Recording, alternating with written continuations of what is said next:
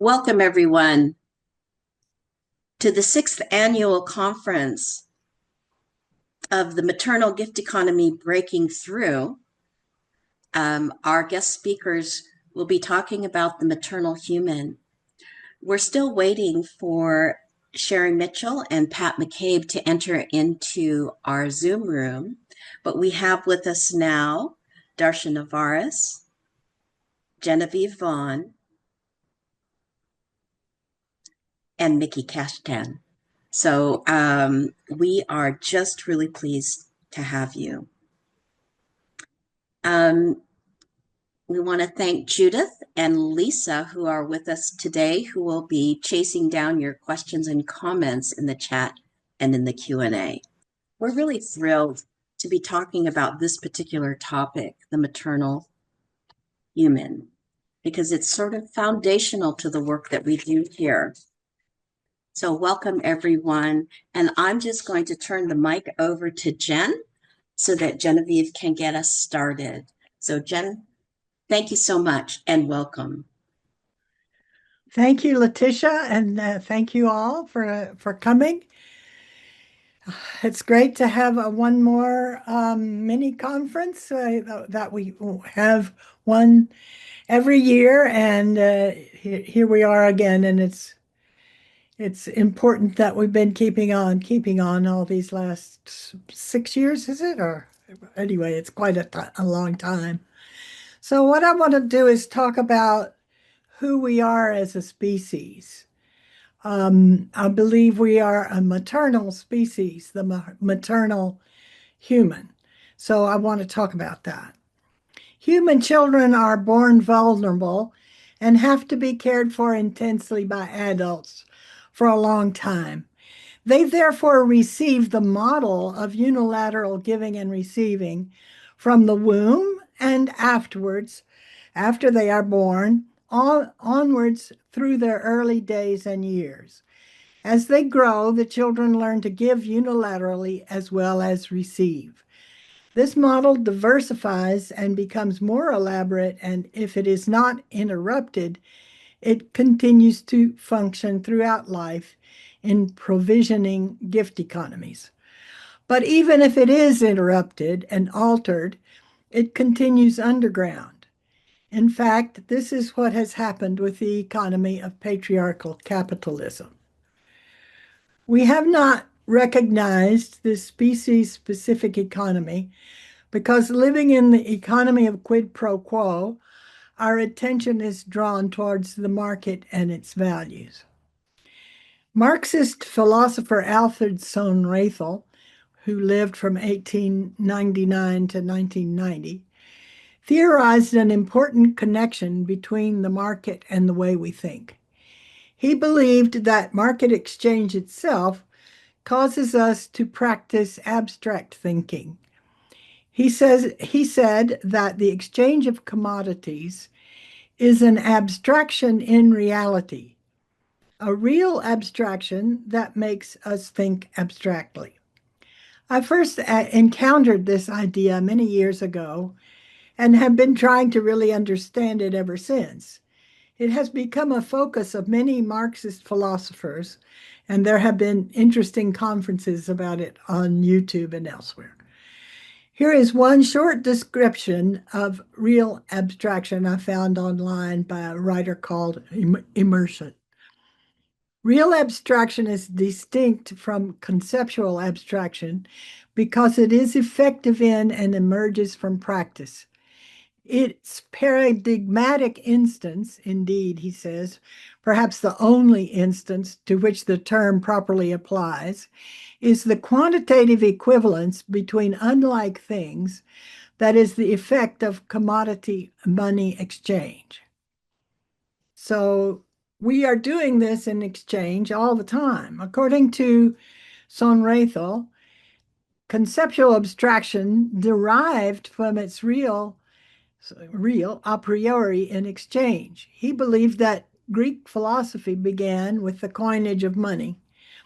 And more examples were like the idea of inertia in Newton and Galileo, and Kant's transcendental a priori, which all of which Sonrathel also saw as a sort of projection of the fact of commodity exchange. I surmise that the maternal economy is not visible because it is not abstract and does not create a real abstraction. So philosophy, which has been done mostly by men who were not doing mothering, has not seen it. And the military industrial academic complex has grown, expanded, and diversified without it. Even now, when women are a part of the academic world, it has not recognized the maternal gift economy as fundamental. Feminist academics seeking solutions to exploitation of women propose bringing gift work into the market, as in wages for housework and for care work, a solution that, rather than providing a change of paradigm towards the maternal, hides and discredits the economy of unilateral giving even further. The maternal economy also has a logic of its own, though it is not abstract. This is a logic of giving to satisfy needs of the vulnerable other. It is transitive and gives value to the other. That is, it imputes the receiver's intrinsic value for the giver. Otherwise, the child dies if she doesn't receive unilaterally. Appropriate need satisfaction is received by the child with satisfaction and self-esteem, responding to the initiative of the motherer in response to expression of her needs. There is a social gift syllogism. If A gives to B and B gives to C, then A gives to C. And the gift goes around in communities, implying the intrinsic value of each of the receivers in turn and uniting them in the process. The gift logic and these implications are put on hold in the market, creating a hiatus in gifting, while an opposite and contradictory logic of quid pro quo exchange, which transforms them, holds sway. By tracing the logic of gifting that comes before market exchange in every life, and is the basic logic of the household and private life, even in capitalism, we can see that gifting is the context in which the market is embedded, and from which it draws its sustenance and reason for being, also in the form of gifts.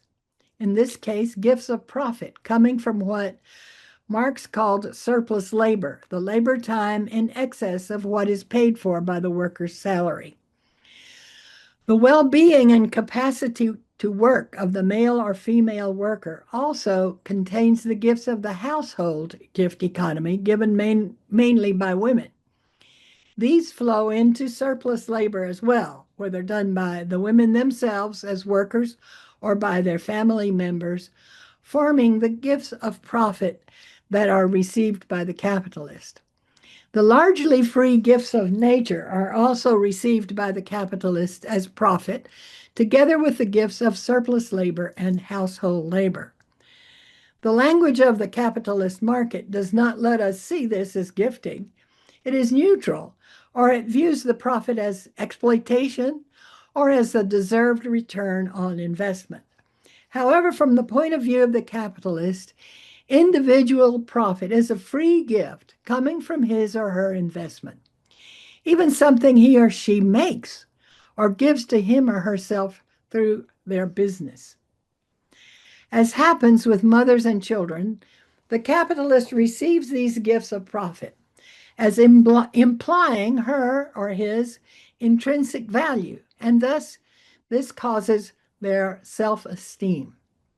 This clarifies greed, at least to some extent, as an effect of a distortion and carryover of the logic of the maternal gift economy, which we all experience as children, and which is still functioning among adults in the context of the capitalist market. Looking at the way the process of social provisioning develops from gifting to exchange, We can see that the first economy is the maternal gift economy, and the second is exchange, which is a variation and a contradiction of gifting, requiring an equal gift in return. I believe there are many other instances of variations on gifting, and I will mention some of them later. But I would just talk about this one now because it is important to connect these two main economic logics. Gifting gives value to the receiver. That is, it implies her intrinsic value for the giver. Otherwise, the giver would not have given to the receiver if she had not been valuable for her, had intrinsic value of herself. Instead, market exchange gives value to the product, the commodity, as expressed in money. I believe we can look at the value of the commodity in exchange as a contradiction and a variation of this unilateral maternal gift value, the human value that is attributed to the receiver by giving to her unilaterally. In other words, in the market exchange, the value that would have been implied of the other by giving to her is given to or implied of the product, which, no longer a gift, implies only exchange value and use value. Exchange value is the value of the product that the product has in relation to all the other products on the market, as expressed quantitatively in money. And use value is the value it has as satisfying a need. So what we think of as economic value is not primary. It is a contradiction of prior gift value, while exchange in the market are contradictions of prior mother-child gifting. In spite of appearances, then, we can see that the market is a variation on the unilateral gift economy that contradicts it and forms a hiatus or parenthesis of quid pro quo, which has become necessary to supply the means of gifting for the functioning of the maternal gift economy itself. Recognizing this could and should cause us to revise our understanding of the market economy. As you know, and as I have been saying, the maternal gift economy is the unilateral economy that provides us with the means of survival and much of the structure and content of our consciousnesses after birth in epigenesis during the first 3 years of life, before we begin to understand exchange. And it continues, at least in part, for many more years, even under the regime of capitalist patriarchy. The market is not primary. Exchange is only a variation and a negation of the unilateral giving-receiving maternal economy that comes before it.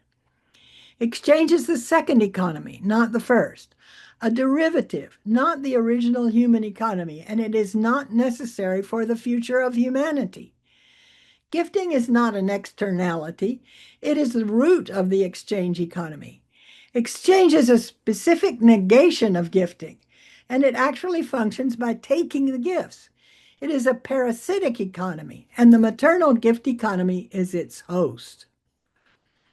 Over the centuries, especially in Europe and its colonies, market exchange morphed into capitalism in combination with patriarchy, and its origin in the maternal gifting is barely visible, if at all. So gifting seems to be an externality, a sphere or a world apart, while the market appears to be unappealable, reality itself. Indigenous societies were called primitive by settlers. Prima means before, and our maternal gift economies are before, in early childhood, in analogy to indigenous peoples' economies, which were before settler colonialism. That is, they are not infected by the variation on gifting that is formed by exchange, the market, and its development into patriarchy and capitalism. We in capitalism are immersed in the market and blinded by its success. The display of commodities, the ideologies of success and power of the few over the many, and we project it into the past, considering it to be the manifestation of human nature, the pinnacle of mankind, even though behind the scene, it is taking the gifts of billions of people to nurture a few billionaires. And now this taking is destroying the gifting of Mother Nature and all her creatures, the gifting of human motherers of the past, of the possible motherers of the populations of the future, endangering all life itself through the possibility of nuclear war on a hair trigger, permitting and promoting nations to ravage other nations by taking their gifts through so-called investments for development, or by perpetrating genocide directly and making money on it through the arms businesses. While the gift of the truth might help to diminish these tragedies, news and opinions are manipulated at great expense and large-scale lies determine public opinion. This end of the world scenario seems to be brought on by defective human nature. However, we are not mankind, Homo sapiens. We are a maternal species that has allowed itself to be colonized by its own creation, the parasitic, gift-taking, patriarchal capitalist market, and perhaps soon also by a second market creation, artificial intelligence. Jen, could you tilt your camera down? You've sort of cut your head off. There we go. Oh, okay. Thank you very much. All right. We are a maternal species that does not recognize itself, that thinks it is Homo sapiens sapiens, the being that knows and knows that it knows. But we don't know that we are instead Homo donans and recipiens, the giving and receiving species, and that develops its capacities in these ways. The kind of knowing that Homo sapiens has now is knowing through the exchange abstraction, and it is motivated by the desire to dominate and have more, typical of patriarchal capitalism. The question is whether, if we understand what is wrong, we could take advantage of this terrible planetary crisis to give up the parasitic gift-taking economy of the market and transition to a positive, liberated economy that was previously its host, the maternal gift-giving economy for all. Some people are already doing this, whether they frame it in these terms or not. Some of them are speaking today in this conference, and many others have spoken during our series of salons. Many people are realizing that an alternative is necessary and possible. I only hope they will also recognize the maternal roots of our possible future.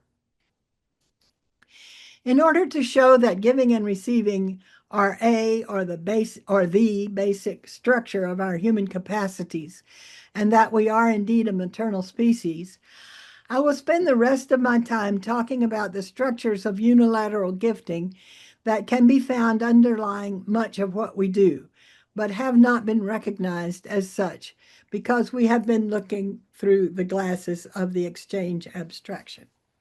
I just wanted to tell you all about a little story about a sort of a dream or a vision that I had about maybe 50 years ago, I don't know, now, when I was already thinking about the gift economy back then. And I had this this idea, this story kind of came to me that that an extraterrestrial arrived in the spaceship, and thousands of people came to hear what they were going to say, and the door opened, and the extraterrestrial came out, and it said, "Does any of you know about the gift economy?" And I raised my hand and I said, I do. But there were thousands of people all around and nobody could hear me or see me. So then he went on to say, the whole universe functions on that paradigm. And so I don't know. I can't say anything about the rest of the universe. But I can say what I think a gift-giving extraterrestrial would see here now. he or she would see that there is a deep structure of gifting that informs our capacities, though we call its instances by other names. For one, throwing and catching a ball is a good example. It involves the trajectory of the gift from one person to the other and the grounding of the gift in the reception by the other. But there are many others that together form a common basic template or blueprint that functions through giving and receiving, which we all learn by being unilaterally gifted to as infants during the early epigenesis, when the basic neuron connections are being formed and which are strengthened afterwards in our many gifting and gifted interactions. The model of unilateral gifting is necessary for children's survival, and they learn it from the giver. Although we learn exchange later, beginning around 3 years of age, and form new neuron connections for that, we do have a relatively long period of time in which to establish the basic gift template before we learn to practice its quid pro quo logical contradiction. So it is in the period of infancy and early childhood that this human species experiential and cognitive template is formed, that we learn to talk and understand, to receive words and to give words to other people who can receive them, and to give words to each other in syntax, merging them, making sentences. And we learn to walk and create a trajectory by giving ourselves as a gift, moving from a starting place to a receiving place. We do this by giving one foot forward to the earth, which receives it, then giving the other foot. We put something on the table, and the table receives it. We give the water and the vegetables to the pot, and the pot receives them. Then we give heat to the pot, which receives the heat and transmits it to the water and the vegetables. And then we give the food to the family, who give us their smiles of appreciation. That is, although we don't recognize it, giving and receiving is or possibly the root metaphor, or I want to say, the underlying template for a very large part of what we do in life. In fact, there is a kind of veil between the market and the gift economy that does not let us identify gifting as such. So we see it in more neutral, experiential, or abstract terms. There is a field of study called cognitive linguistics, started by George Lakoff and Mark Johnson in the 1980s, that has brought forward the importance of metaphors for our understanding and view of the world. Some of the most common metaphors, such as path to goal, going into or out of a container, and source to target, map directly on giving and receiving and the trajectory of the gift. I believe that the hypothesis of the fundamental importance of giving and receiving lets us see these phrases not mainly as metaphors, but as referencing the deep gifting structure of a very large and important part of our human experience. Finding these correspondences restores an underlying, already interpersonal, meaning-making structure to what otherwise seems to be a sui generis hodgepodge of activities and perceptions. As I suggested with breastfeeding, meaning follows the trajectory of the gift from giver to its grounding in a receiver, and the receiver actively elicits the gift.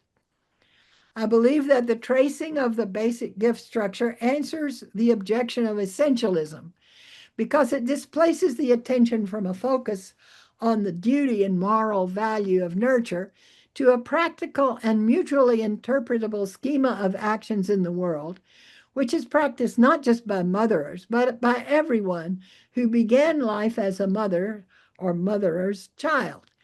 In other words, it is the common template or blueprint of the maternal species of homo donans and recipients. As I have been saying, the structure of exchange is different from the structure of gifting, and somewhat like naming, makes meaning based on a quid pro quo replacement within a trajectory, giving something to a receiver for or in the place of something else. while giving and receiving words to each other, words to other words, creates the kind of unification of words and of concepts that the linguist Noam Chomsky calls the principle of merge. Recently, I have started imagining concepts as shared mental receivers or receptacles to which we mentally give thoughts and perceptions of a similar kind. As a receiver or receptacle, the concept or category or kind has a name, sometimes several names.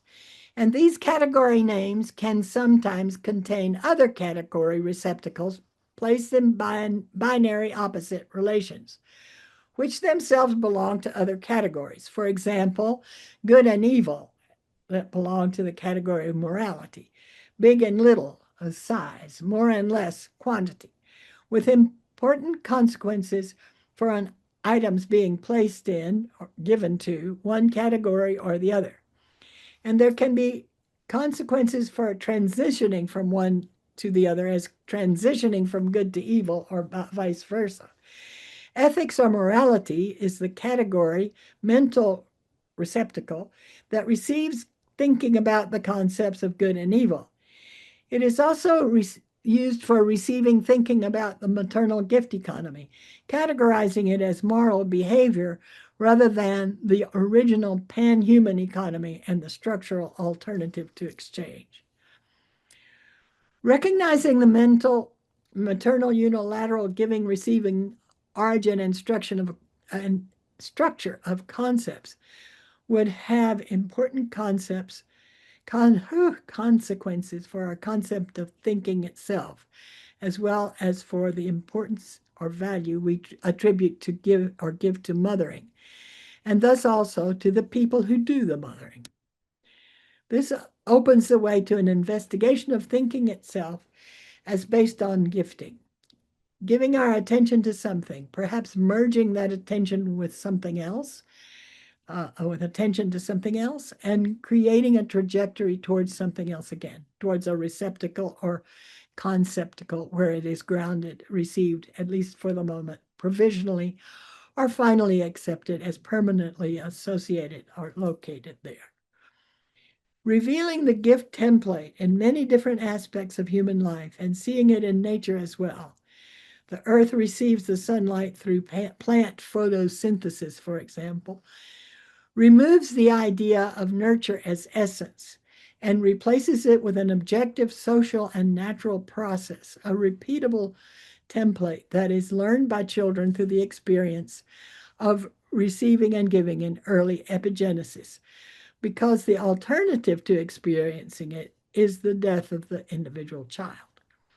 Thus, it is evolution, natural selection, not metaphysics, that has provided our species with this common experiential template. If we return to it, we can recreate ourselves as the maternal species we really are, and finally live in peace with each other, together with the other species on Mother Earth. The end. I love your last flourish, the end. Thank you, Jen. That was really wonderful. I was able to, I just want you to know, Jen, that was really, really wonderful. And I'm glad you were able to complete your thoughts and present it to us today. Yeah. I was able to reach out to Sherri. So I want everyone to know Sherri is experiencing weather difficulties right now. So those of you who are not in the States, there's a lot of inclement weather, snow. She says that if she gets her internet back up, she will be joining us. So, but she's not hopeful. So she's in her car, warming up and charging her phone, which is why I was able to get her. And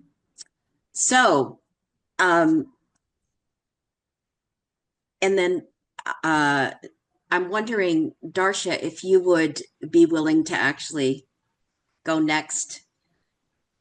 And all right. Yeah. All right. I'm going to share my screen then. While you're getting that on, let's Oh, Yes. just wave to Pat McCabe. Pat, thank you for joining us. And Darcia's going to go next, and then we'll have you, Pat, it'll give you some time to just integrate. All right. There we are. Evolved Nest is what I'm talking about. And that's it's a nonprofit initiative. It is a transdisciplinary insight into our heritage, and of course, is grounded in our maternal model that Jen was talking about. So here we go. You know the bad news, right? Just to remind you, of course, human ill-being is spreading around the world, and as a result of human kind of disorderedness, we have climate instability, we have toxification of soil, air, water, and food. Our planetary systems are breaking down, and we have mass extinctions of species. So, bad news. Why? What happened to us? Well, this is the proposal here of the evolved nest theory. Undercare. Now, we're paying attention to adverse childhood experiences these days, at least in the States, because there's so many of them, and 2/3 of adults have them in the States. But we also have lots of myths about human nature. Jen named a few there. And we are missing our species normal nurturing, which she also mentioned, which starts, of course, with a mother. All these things then contribute to an undercare of our human nature, because our human nature is shaped by early life experience. It doesn't come about from, genes. It comes from epigenetics and other aspects of our plasticity. So you might think, oh, it's always been this way. No, no, no. This is an image from our film, Breaking the Cycle. And it shows that, we've been around, depending on how you want to count our existence on the planet, at least 2 million years. Some would say 6 million, depending. But in the last 2 million years, we've spent most of our time in cultures of cooperative companionship, where the well-being of mothers and children were central. And it's only in the last 10,000 years we kind of went off the rail, and we've developed cultures of competitive detachment, which are really dominating us today. So our species normal history is the maternal gift economy, or gynocracies, as Paula Gunn Allen names them in The Sacred Hoop. She's a Native American theorist, and she says tribal gynocracies prominently feature even distribution of goods among all members of the society on the grounds that first mother enjoyed cooperation and sharing on all her children. One of the major distinguishing characteristics of gynocratic cultures is the absence of punitiveness as a means of social control. And we know from developmental psychology that punitiveness, especially in early life, shifts your trajectory away from well-being. Another is the inevitable presence of meaningful concourse with supernatural beings. Yes, we are spirit, right? And we are part of the cosmos. And that's something that the dominant culture is all kind of scared about and suppresses us from realizing that. Then she says, among gynocratic or gynocentric tribal peoples, the welfare of the young is paramount. The complementary nature of all life forms is stressed, and the centrality of powerful women to social well-being is unquestioned. That's our heritage, folks. This is our heritage. In our 99% of our existence on the planet, represented by, of our genus, represented by small band hunter-gatherer civilization, what was it like? Oh, companionship lifestyle. Social well-being, peaceableness, and sustainability were the focus. Multi-age social life and social play throughout life. There's no central authority, no formal leaders, fiercely egalitarian, all sorts of ways to maintain that. High autonomy. For each individual, you get to choose what you're doing at any given time. You can go gather food or not. You can come and go and change groups that you're in. fluid group boundaries then, and no strong out-group bias, unlike the people who say, oh, we've always been that way. No, no. And about only 10% of a particular group that you're in is made of family members. So a lot of non-kin cooperation. And as mentioned by Paula Gunn-Allen, high solidarity with humans and non-humans. So the baselines for our species' normal behavior then are grounded here in these cooperative companionship cultures. They have complex, democratic, organized cooperation, much more complex than what we experience today. And they have common adult personalities. They're generous, they're happy, they're calm, have high intelligence, and they have a common set of practices for child raising, which we'll mention later. And they're cooperative across groups and distances, thousands of miles away. They will know someone, and when they're in duress, they might go and ask them for help, and vice versa. And they maintain a kinship worldview that they perceive all things are alive with agency and purpose. And so they have a sense of common self, that we're all part of this one wholeness of life. And over millions of years, humans evolved a system that fosters health in every way. And it's actually based in tens of millions, even hundreds of millions of years of practices among other animals. What is that? That's the evolved nest. What's the evolved nest? Well, this is the communal evolved nest that we emphasize, especially for the young, but we need it throughout life at evolvednest.org. It really builds a biology of love. It's co-constructed because the child has an inner compass aimed for well-being, aimed for cooperation, and the maternal gift and the communal gifting of support in all these ways then are developing that child's well-being. These are species universals then. So that means we are nature. We are immersed. We are partners with nature. We have regular restorative healing practices because we get out of balance. We make bad decisions. We get distressed. Our community helps us get back in balance. We have self-directed social play throughout life, and that builds a great brain in early life and maintains a cooperativeness in adulthood.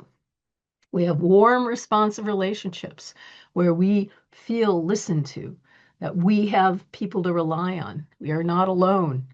Positive and no negative touch, so that calms us down when needed. We feel connected always in a welcoming social climate, that we are nurturing together.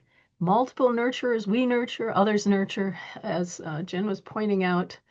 And then for the young and for moms in pregnancy and beyond, there's soothing perinatal experiences, not separation, not pain, not distress, but all this flow of life that also includes child-directed breastfeeding for several years. And all this contributes to our human nature of cooperation and compassion.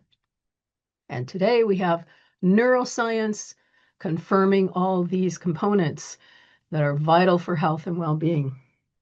In my area, also for morality. One of the most important discoveries in all of science has been the enduring impact of early maternal care and the role of epigenetic modifications of the genome, the genes, during critical periods in early brain development and in health and disease. So what happens in those early days, months, and years affects a person lifelong. And so we can see this. This is Michel Audin. He identified a primal adaptive system that's under construction until about age 3. Those are the critical years for good health, for well-being, and setting the trajectory for happiness and intelligence in life. So a soothing gestation, right? The mother feels supported, and she welcomes the fetus, the child to be. And the birth timing is left up to the child because babies vary by about 55 days how long they want to stay in the womb. So the child knows when they're ready. And then the birth experience is soothing and supportive. And afterwards, both mom and child are supported for success in healing and breastfeeding and bonding. All these things matter. Interventions after birth trauma can be remedied later if the trajectory got off on the bad foot. So there are things we can do.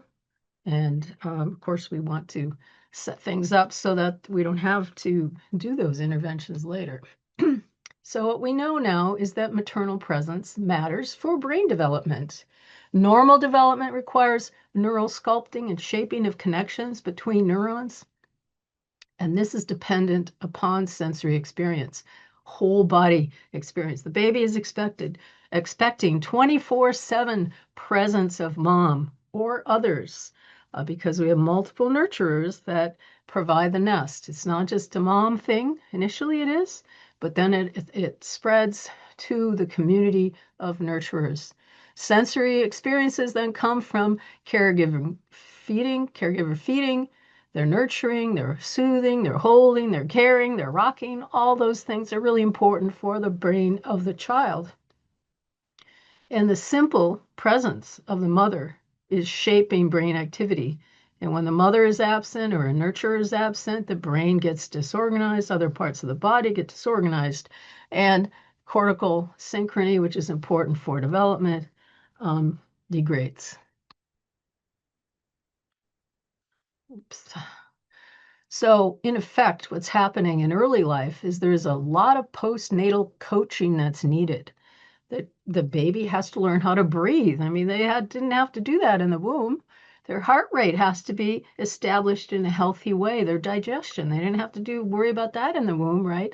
The vagus nerve, the 10th cranial nerve, which innervates all the major systems of the body, is shaped by breastfeeding, by touch, by rocking, by social experience, as well as the stress system. And you want a good, healthy stress response system that's not easily triggered, but is appropriately there to maintain health. And then attachment. In the early months, attachment is something that develops with this postnatal coaching, secure attachment.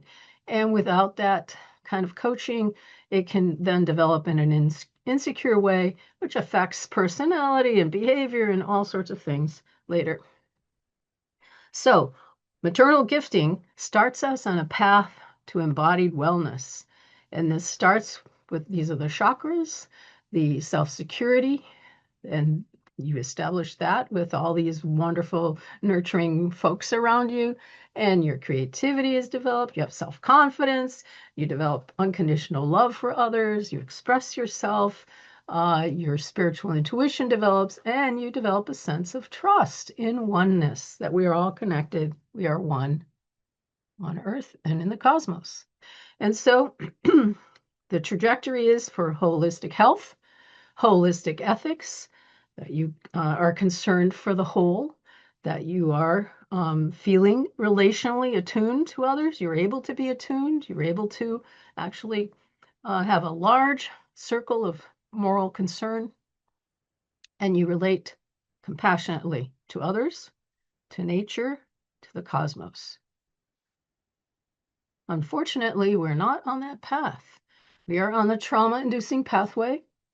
This is a recent pathway from the last, developed especially in the last few hundred years, especially in the last 100 years, depending on how you want to count it all. And it's a cycle of competitive detachment.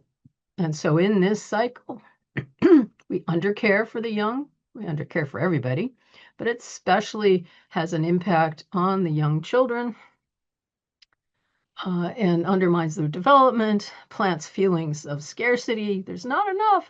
Can't share. I've got to grab what I can, right? And they're insecure forever because they have a big hole. They don't have that sense of basic security. And they're dysregulated one way or another, psychosocially, underdeveloped capacities to get along with others, to even their physiological systems to be in a healthy state. And they're traumatized then, threat reactive, leading to adults then who aren't very well, a lot of illness. Americans, United States, everyone under maybe age 65 today is at a health disadvantage compared to 16 other nations of high-income nations.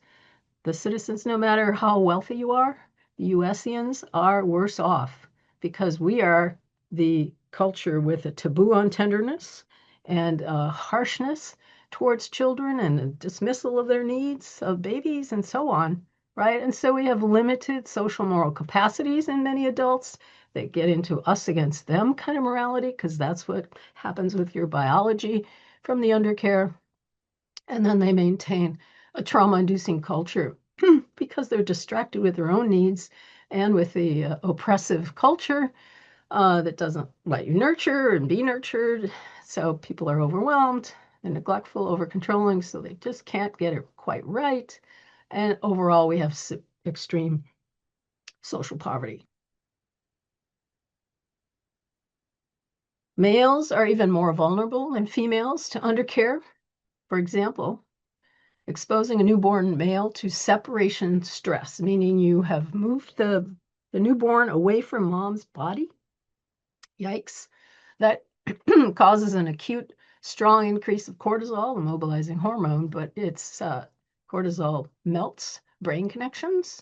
And so it is a severe stressor for a baby. Repeated separation from mother results in hyperactive behavior, changes all sorts of systems in the brain, and regions that are dysfunctional and a variety of mental disorders. Long term, there are impairments in behavioral flexibility, emotional processing, and different aspects of self-control. And these are mediated by areas that are important for nurturing behaviors in men.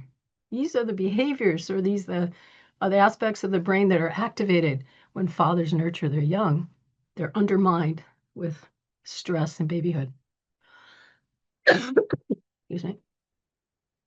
So with early undercare, we can get stuck then in ill-being and survival systems.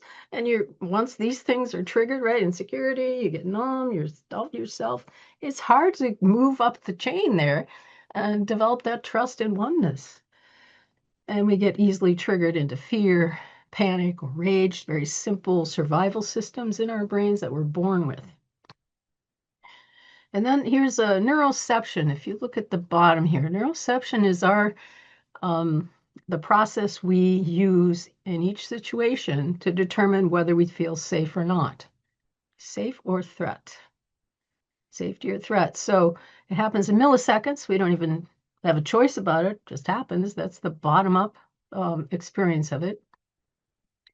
And when we are easily threat reactive, easily triggered, we go over on the right side. We don't feel safe most of the time, right?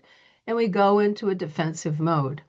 And there's different kinds of defensive modes, depending what you practice when you were a baby. And males tend to go into more of the fight mode. Females tend to go in more of the flight, but it varies. Or if you were left to cry, and until you stop crying, you got practice at immobilization. The freeze faint, you hide. And, you could have died if being left alone as a baby, right? So all sorts of things then get dysregulated here, and you end up just in general having a defensive mode against life. You brace against life.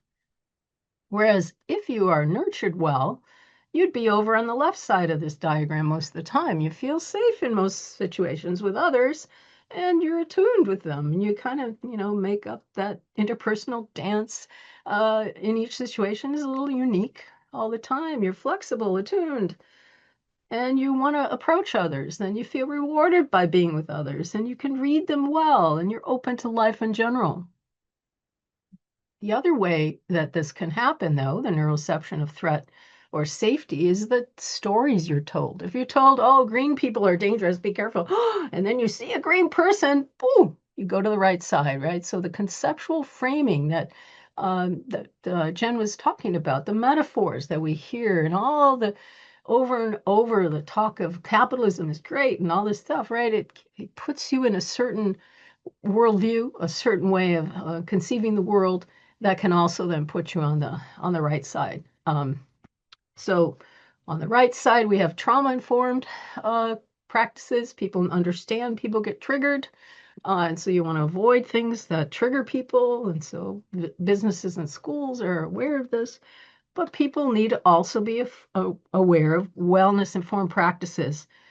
And that's what the Evolve Nest does. That's what nurturing does. It fosters wellness, it fosters engagement, and fosters our sense of safety. What happens, though, when we are undercared for is we're more likely to use self-protectionist mindsets. These are moral mindsets. We're born with fight, flight, freeze, faint. But when we are stressed so much in early life, we tend to make these dispositional. We become oppositional. We withdraw from social engagement. We get numb and just kind of let things happen, or we appease the powerful, right? And we can see that happening in the authoritarianism happening in the United States today. And then our imagination is also kind of strangled. We don't have that sense of oneness with others. We don't have a sense of cooperation as a good thing and all this. No, we go into one of these. If we're angry, if we have oppositionalism, if we're, want to be dominant, we will use our imagination for viciousness, where we want to blame others, scapegoat them. Neoliberalism does this, right? It's all hierarchical. And then there's the other option is to be just detached, numb, dissociated from your emotions and your relationships. You don't really have an attuned relationship. You're kind of cool. This is professor stuff here. Emotionally cool, categorize, stereotype, objectify, decontextualize, want to have control, power over objects. Both kinds of imaginations here want control. And you want firm, certain answers, and you calculate utility of other people, and you use them for your own ends, and you innovate without a sense of consequence. So these are the things that we're caught in at the moment, primarily, and we think, oh, that's good. You're so smart, but not really, right? Because then you end up with making bombs and Dolores Umbridge in the Harry Potter film, right? She tortured the children because that was the right thing to do. She just, had her own ideas about morality. So our heritage is the path to wellness, the cycle of connected cooperative companionship, where we nest the young from conception. They're loved, they're wanted, they're supported, the mother, child, building healthy psychology, sociality, neurobiology. And then those adults become actually well and actually develop wisdom. Woo! And they continue the cycle of meeting basic needs, maintaining respect for relations among people, but also with Earth, with all the natural systems. Our wellness promoting pathway then centralizes the concern for maternal and child well-being. It's a sacred responsibility. The community meets basic needs through the Evolve Nest, promotes health and thriving, fosters heart-minded individual and community well-being, and the kinship worldview. And that is accompanied by know-how for how to live compassionate, regenerative lives. And throughout this whole pathway, connectedness is maintained. You're never alone. You never feel, like isolated. You're never isolated intentionally. You get to choose if you want. And we need to remember that adulthood takes about 30 years, maybe 35, depending. And so the nurturing, the deep, intense nurturing, developmentally appropriate nurturing is required for all our young. So the kinship worldview, we have a lot of different tools. Worldviewliteracy.org is one place to go to really understand, what does that mean, the kinship worldview? Well, we have charts you can download and you can see the pre-conquest consciousness, and we call it that also. The kinship worldview, also called indigenous worldview, what does that look like? And there's lists, there's 51, I think, manifestations, and then you can contrast those with a dominant worldview, which is then on the right side there of what that looks like. Post-conquest consciousness that we all got caught up in. We're colonized into this. So you can see the first one, egalitarianism versus a rigid hierarchy. Courage and fearless trust in the universe versus fear-based thoughts and behaviors. So these are the things that our early nurturing affects the kind of worldview we develop. So there's a lot more information and tools at these websites. We have videos, podcasts, essays, other things to help you get back centered, nurturing, connected at evolvenest.org, kindredmedia.org. We have little films too. You can reimagine your world in less than 30 minutes with our 3 films, Breaking the Cycle, The Evolved Nest, Nature's Way of Raising Children, and Reimagining Humanity. We have a child care checklist for early childhood centers, nurseries, looking at how they meet Evolved Nest practices or not. This is for the teachers and parents. We have 28 days of this and that. So 28 days of baby care and nudge. These are all nudges. One little thing to do on each day. This is baby care. We have 28 days of nature connection. We have 28 days of self-calming. And we have just launched the first, I guess, the first launch of the nestedworld.org. And you can go here to learn more about that. And we have a nesting ambassador program that's going to launch in January, where you learn the principles and practices of the evolved nest over a number of weeks and have partners and then develop a tool to use in whatever walk of life you're in. So as a therapist, as an educator, as a parent, as a community member, and so on. So please join us there. And lastly, there are a lot of other things to look at. Books, academic papers you can get, and the Evolved Nest. QR code there again. All right, that's it. Thank you. Thank you, Darcia. Is the best way to get to all of those sites to go through the nestedworld.org? I think you said that you can get to all of those others through that. Is that true? Eventually. I'm not sure that all those links are set up because it just got put up and yeah. Okay. So right. I would go to evolvenest.org first. Okay. Yeah. Evolvenest.org. The newsletter. We have a monthly newsletter too. Perfect. Thank you so much, Darcia. Yeah. You're welcome. Okay, great. Well, we're so happy to have Pat joining us, and Sherri Mitchell just joined us. So we're going to have Pat, Sherri Mitchell, and then we'll end with Miki. So Pat, welcome. We're just so happy to have you with us. Thank you so much. I'm super happy to be here. My apologies for being delayed. I sometimes get time dyslexia, and I'm afraid that happened this morning, but I'm here now. So, and thank you, Darcia. That was pretty amazing. Wow. I'm like, I'm kind of blown open there with all of that. So many things were moving through me as you were speaking, Darcia, and I guess it's because right now I'm actually in a super deep process again of doing trauma healing work, and maybe I'll start by talking about that for just a moment, which is to say that I really I have a sense that and I think about this in particular for Indigenous communities, but I think it might be more global than that. But I sometimes feel like when you start getting gray hair like this, yeah, and over there, I see Letecia, that, and I would say in Indigenous communities especially, at this point, I'm supposed to have overcome and healed and had all my trauma worked out, and now I'm ready to, dispense wisdom from a point of clarity. That's I don't know, maybe that's just me, but I feel that pressure.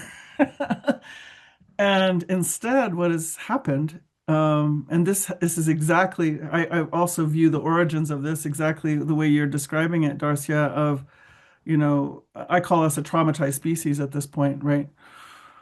Um, and so because of that ongoing cycle and now multi-generational cycles of very crucial developmental needs not being able to be met in this power over paradigm construct that we've somehow find ourselves adopting or in or participating in and perpetuating in different ways.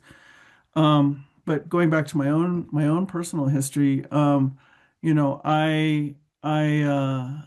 what I realize is that I have had, I think, ineffective, even though I've been working on this pretty much lifelong, I feel like I've had ineffective tools for remaking my nervous system in such a way, right? And so I've been able to sort of, like you can when you're young in so many ways, you can kind of brute force your way through a lot. Right? But then you come to this point where all of a sudden brute forcing it is not an option. And so that's how I feel about, my rudimentary, slightly off kilter, not totally centered, not totally focused, um, trauma healing practices and tools that I had. And so I feel like I've sort of been, moving forward, kind of things have been kind of duct taped together and functioning kind of. I mean, I have my moments of high functioning for sure, but I mean, on a foundational level, things have been sort of unraveling some. So I say my duct tape has lost its sticky at this point of at being 61 years old. And so I'm speaking this out loud because I sort of want to normalize this point because I'm guessing it must happen in elderhood, and it's at a point where it's really hard to acknowledge to yourself and certainly to family or community or others, right? But to me, it only makes sense because I feel like only recently have and so here's this huge upsurge, globally and certainly in the United States, but definitely beyond that, of all these modalities for trauma healing are just like everywhere, right? I don't think that's an accident at all. I actually think that's a part of a spiritual evolutionary moment for humanity. But what that has done for me personally is it's given me this place of understanding well, I just got a whole new toolbox, and I'm in the process of getting more tools every day. And but if I hadn't been able to name my tools are not working, and I'm so the trauma, just all of the different scenarios that you were describing there, Darcia, those are becoming more and more and more pervasive for me in how I interact with others, in the kinds of things that I speak, in the way that I imagine, all of those things are happening, right? And so if I think that I'm supposed to, just because of my sequential age, not supposed to be experiencing those things, then I can't come to this next place of opening to what happens at this moment in my elder womanhoodship. Of healing and being able to I don't know, I feel like sort of trail breaking, if you will, for next generations to say, so I talk about this trauma healing work super openly, maybe overly so, but that's the reason, is because I want to sort of normalize that and say, yeah, you can come to this point and still really need to do some deep work. And so for me, bringing in the physiological, neurological aspect of trauma healing into my practices. I mean, I've talked the stories out. There is no flavor left in that gum at all. And and I wasn't getting, not much was happening about retelling those stories. But when those stories are reintegrated with um, neurological practices, with somatic practices, then suddenly, all those places, all those mechanisms for trying to adapt to a very stressful human situation on the planet, And I guess we could say for some groups of human beings more than others, possibly, but at this point it's pretty widespread. So the fight, flight, freeze, flop, all of those, to be able to release now gives me a place in my elder woman time to actually maybe be this image I have of what elderhood might be. So that's partly where you took me, Darcia, is just really wanting to go ahead and say it out loud that's been very true for me. And I don't want to see other elders suffering in silence or in shame or in fear. Because I think it actually makes sense for the sort of the generations that have been coming out of all the traumatic human history. I think it's sort of probably, what I notice about indigenous traumas, for instance, is I say that, colonization kind of hit the planet all at the same time in all different places on the earth. And so the generations actually line up. You have like my grandparents' generation that was still traditional and practicing indigenous practices. You have my parents' generation who were deeply interfered with, I guess you could say, by the schools and by the church. You have my generation that begins to question, hey, what was all that? You have my daughter's generation where they're like, forget all of that stuff. We have our way and so there's this renaissance.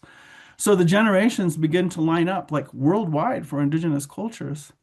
But I'm beginning to think that, this is not just for indigenous communities, but, elders worldwide are probably hitting this point the same as I am. So I just want to encourage anybody out there who is experiencing some of those things that Darcia, you were mentioning, so that we can be resourced, so that we can be be a resource that's available to help those people who are wanting to look at your website and to start trying to bring these practices into the world. And I want to be an elder who can support that. So, having said that, to me, that's a part of my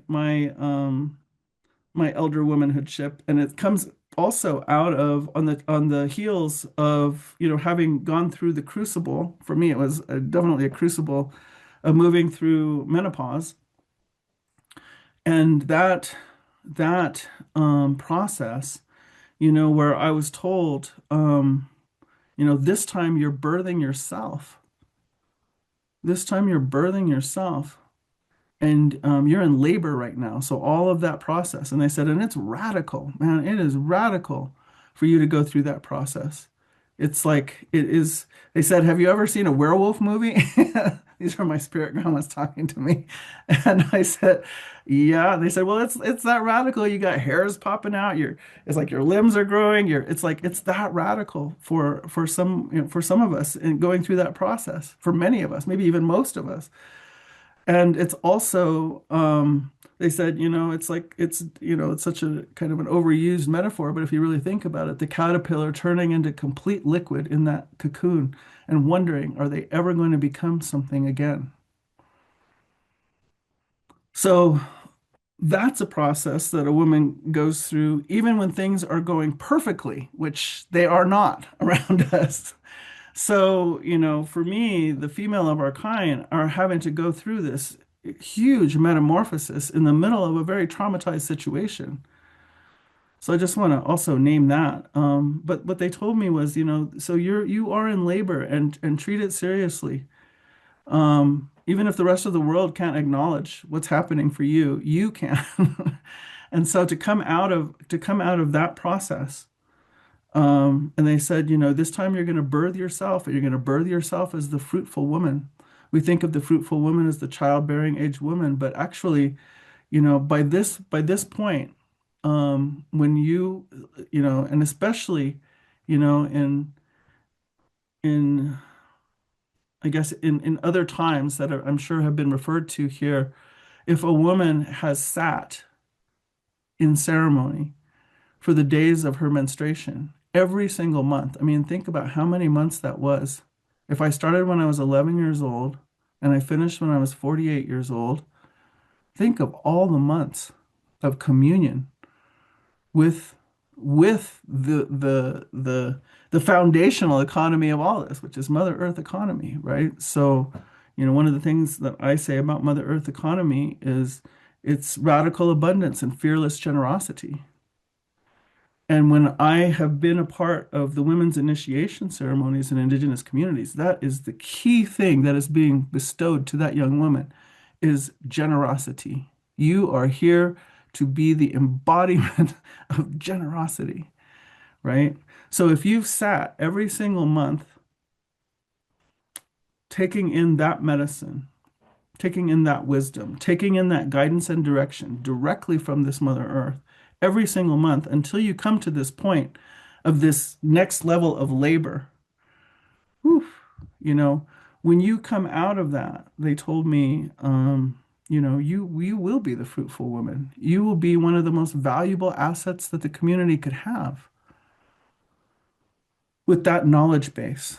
Okay, so then I'm moving into this new place of receiving. And I think, what I wanted to say before you opened up this whole this whole vista for me, Darcia, of this part for me. But what I wanted to say is, there is something. So the maternal, I know, Jen, that you focus a lot on the female of our kind for that maternal economy, but I'm going, and some of the speakers here I'm sure have too, but I want to move into sort of a little bit of a of it on a larger scale about this Mother Earth and the cultures who have had the kinds of society, something close to the kinds of society that you were describing, Darcia. The cultures who have had, this sustainability, the best track record of sustainability that we are aware of at this point, they had a way of seeking the guidance and counsel of this Mother Earth, but also, and so here's my visual prop. So this medicine wheel, right? So part of the way I see this medicine wheel is that every single life form gets to have a seat on this sacred hoop of life. And the human beings get to have a seat there too. We're not the whole hoop, but we get to have a seat on it. And so all the life is making a contribution to create this structure that we call life. And if any member doesn't make their contribution, then the integrity of this hoop begins to fail. And so I feel like that's what we're witnessing right now. And so I say every member then has a perfect design to contribute to thriving life, including the human being, right? And so, the other part of this proposition here is that any member who is prevented from enacting their perfect design for thriving life is also going to contribute to the integrity of this hoop being not as strong as it could be. So, when we treat other members of this hoop as negligible for profit or for whatever else we've got on our mind, when we deprive men's nation and women's nation and the whole spectrum of gender in between from understanding what is that part that you contribute that actually contributes to this, not in theory, not in what we learn in books, but in practice. And the proof is in the pudding, right? What do you know what it is that you contribute to this to help this whole hoop have thriving life and have an intact structure here, right? And so when we think about it that way, to me, a big part of the economy of the human being, or maybe any member of the hoop, but definitely, as I look at Indigenous peoples, they were in a constant practice of consulting with all of the other members of this sacred hoop.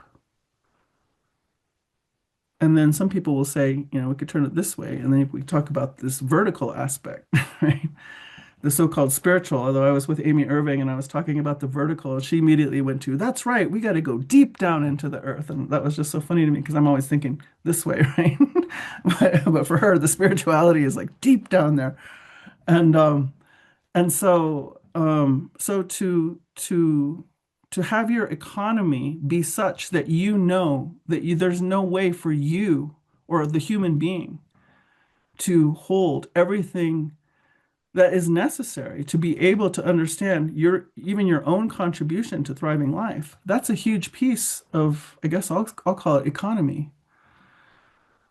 So to be able to have a nervous system, going back to what you were talking about, Darcia, to have a nervous system regulated enough to be able to open yourself to great mystery, to be able to open yourself up to the larger community of life, to be able to open yourself up to this Mother Earth, to be able to receive that input, that guidance from the whole collective that creates thriving life circumstance. That's a big deal. And so when you're talking about that, Darcia, I'm thinking, it's not just about making our economies work better or our politics work better or our schools work better. It's like I think right now I'm on a roll talking about this thing of like what happens if we empty our altar at this point? Empty our altar of everything that we think we know that makes life, that makes sense, that makes our own gives our own life that validity. And if we have the courage to just empty it for a moment, or maybe several moments ideally, or maybe even a season all the way till solstice, as we make that descent in this northern part of this Mother Earth into that dark place, to say what is being called for here? What does all the rest of the life have to say? Maybe humanity doesn't have the answer right now, but you know what? That's okay. In fact, that's kind of fantastic news probably for everybody else on this hoop, because that would allow all of the other solutions and possibilities to come. And I'll end with this, I think, I'm not sure how much time I have, but I'll go ahead and wrap up here to say that, I'm really working with this equation that I keep witnessing, and it's so powerful and it's magical and it's mysterious too. But this equation of watching unlikely allies come together. So that again takes a regulated nervous system. That takes a little bit of a solid base to be able to reach out to an unlikely ally. And I'm watching this in land reunion, land so-called land back, right? It's taking unlikely allies mostly to make that happen. So unlikely allies being willing to perform radical bridging and to be able to listen for the outrageous proposals of Earth, of cosmos, of spirit. And so when I keep watching that sequence unfold, I'm just watching, man, huge things happen. And the things that are happening, so recently I was at a ceremony for land return at the Lac du Flambeau with these Catholic sisters returning this retreat center, Lakeside Retreat Center, back to the Lac du Flambeau tribe. I said, there is no place in my whole body to hold this. This does not happen. I don't know. But what it does for my nervous system is it's beyond regulation. There's an ecstatic place in it. And so getting a little bit of that skill set for nervous system regulation to be able to step into that equation of unlikely allies performing radical bridging, listening for outrageous proposals from spirit, creates the circumstance for this balm, I feel like, for humanity's nervous system right now. And that's just so powerful. So thanks for hosting this conversation here, and thanks for having me on. And really, really grateful to be here. Thank you. Thank you so much, Pat. It was so wonderful to have you and to be so honest with where you are coming into the conversation. Just took us a whole different layer of deep, And I'll just out myself. I was able to do the beta test with Darcia in the Nesting Ambassador program. And what it did was it actually referenced this orientation for me that, oh, I am not crazy. I was raised by my family in the values that were nested And I have been trying to actually fit into a culture that tells me I'm crazy and that I have to do something different and have to be competitive. And so it's that, sense of yourself that you have to really come back to. And I think it was this idea that Darcia put up, this whole scope of our ancestors. And when you think about our ancestors being that long, to, you know, it's only like 1% that we've been this way, that I have a lot of ancestors who are there reminding me to actually return. They're always calling us to return. And so, that's the way that I've been able to feel really deeply just, I belong. I've always belonged. I've never not belonged. And that has always been the place where, even when I'm uncomfortable, I still know I belong. So I think that's something that our culture, the Western culture, doesn't actually have us a place that receives us, knowing that no matter where you are in your journey, you're supposed to be here. So thank you, Pat, for that reminder. And with that, Sherri, I'm so, so glad that you were able to join us. Sorry about the weather and all of the other challenges, but it's just delightful to have you here.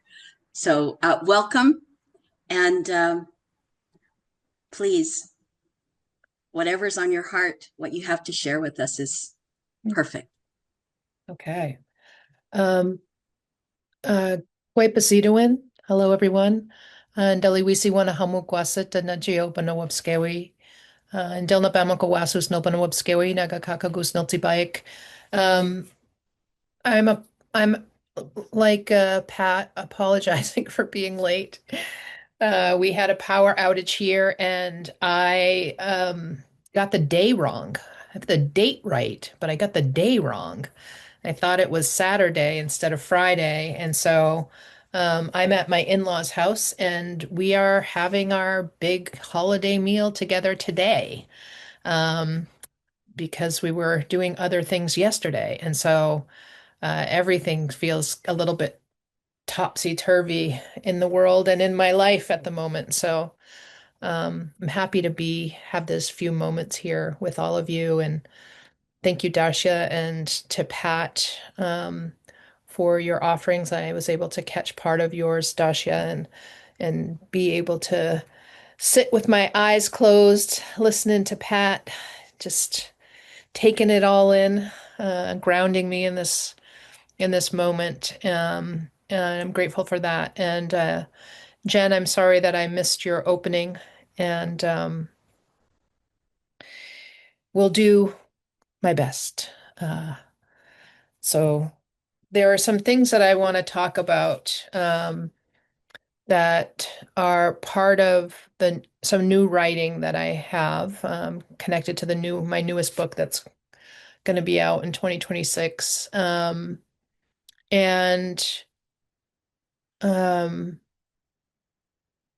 thank you, DL, for this gracious excuse for my failure to show up on the right day. I appreciate you. Thank you for that. And so in this newest book, I have one chapter on the breath of life, and it's a chapter that tells the story of the keepers of the great mystery who are bringing forward life in this particular iteration. And these two beings, Kichiniwask and Ekchumundo, are the sacred masculine and sacred feminine keepers of that great mystery, who exist in the space between nothing and everything, in the place where all possibility exists. And in this gestational time between the ages of human life, there was a time of rest and renewal when they were imagining and then creating the seed of life for the iteration of life that we currently are experiencing. And our stories tell us that this is the fourth time that we have been here. And that we have failed to bring ourselves into balance each of the other times. And in this story, Jamundo, the sacred masculine, dissolves into a pool of matter, unrealized matter. And Kachiniwesk, while Ekchamundo sleeps, enters into the dream time and begins to walk. And in this story, she took up her basket and began to walk, traveling slowly, weaving through the circles of time, collecting all of the hopes, dreams, and visions that remained from the previous age, and placing them into her basket. And she walks across centuries, across millennia, around epochs of time, walking until she reached the beginning of the last age, collecting everything that was left undone, unfulfilled, unsuccessful from the last age. And then once she was done, she sat and she began to eat the berries that she had plucked from the web of time, and savoring each one, the texture, the flavor, the scent of those berries, until she had eaten each one of them. And then the story says that after she's done eating all of those ripe berries, which are the hopes, dreams, and aspirations from the previous age, she begins her long journey back. And as she's walking back, those seeds from those berries begin to sprout inside her, and the roots move until they nestle into the receptive soil of her womb, where they're nourished by the light and warmth of her mother's heart. And when she gets back to the place where Jamundo sleeps, she's round with possibility. And when she first arrives there, she looks across the pool, takes a breath, and then begins to speak all of the stories that are living within her at that time. And as she's telling the story, it starts out where there's just barely a whisper of breath across her lips. And it just creates this tiny shiver across the surface of the pool. And then before long, her words begin to create a more rhythmic movement, and gentle waves begin to rise and fall. And that vibration that rose up between her voice and the void became this revelation and remembering that brought this wonder and curiosity to the dreams of Ecchamundo. And before long, he awakened, and as he rose, he merged his breath with hers, sending it back across the pool in this wave of reciprocal promise where, it's aligned with this understanding of natural flow of give and take that exists within the universe. And so then she begins to sing a song once she reaches those fertilized waves reach her. She fuses those with her own energies, and then her song begins to cause the ripples in the pool of matter to take shape, and that movement becomes quickened into form across the pool as a result of her song. And so she sings for all of the elements of creation until everything is formed. And then Kachiniwisk circles the creation. Ecchamundo circles the creation that Kachiniwisk has made, completing the formation of the great seed of life. And then they stand with that seed between them and begin to sing a new song, a song for birthing, which opens up really sweet and low until it, slowly rises in pitch and tempo, and eventually reaches a shattering crescendo and bursts open, spreading the life within it across space and time forming the universe that we now inhabit.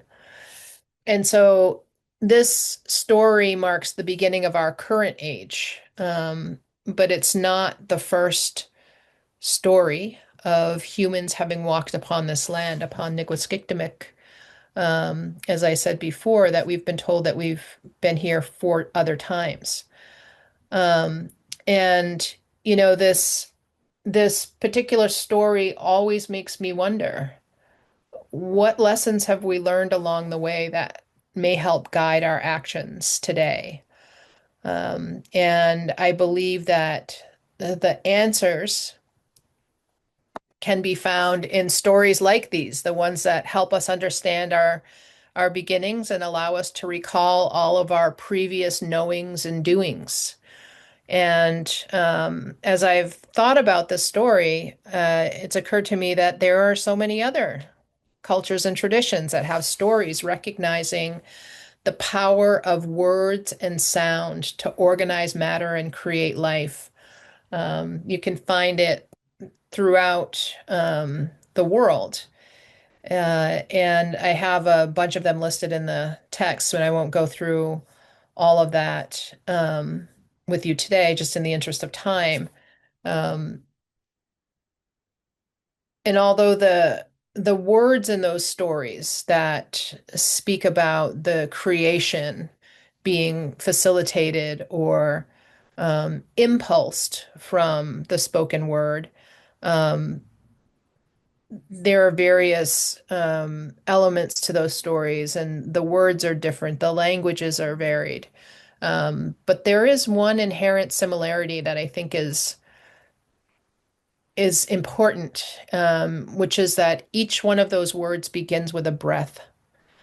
And so speaking, like birthing, is not possible without first drawing in breath, expansion, right? When you draw in a breath, your stomach is supposed to expand. And then when you push that breath back out, you contract. And as you're doing that, speaking of nervous systems, you massage. When you let your stomach expand and then contract, you're massaging um, your vagus nerve, which helps to calm your nervous system and balance your nervous system. And so when we think about this, our physical lives are animated and sustained by the movement of breath, expansion and contraction, moving in this state of equilibrium. And I think that our living breath provides us our first lesson in balance.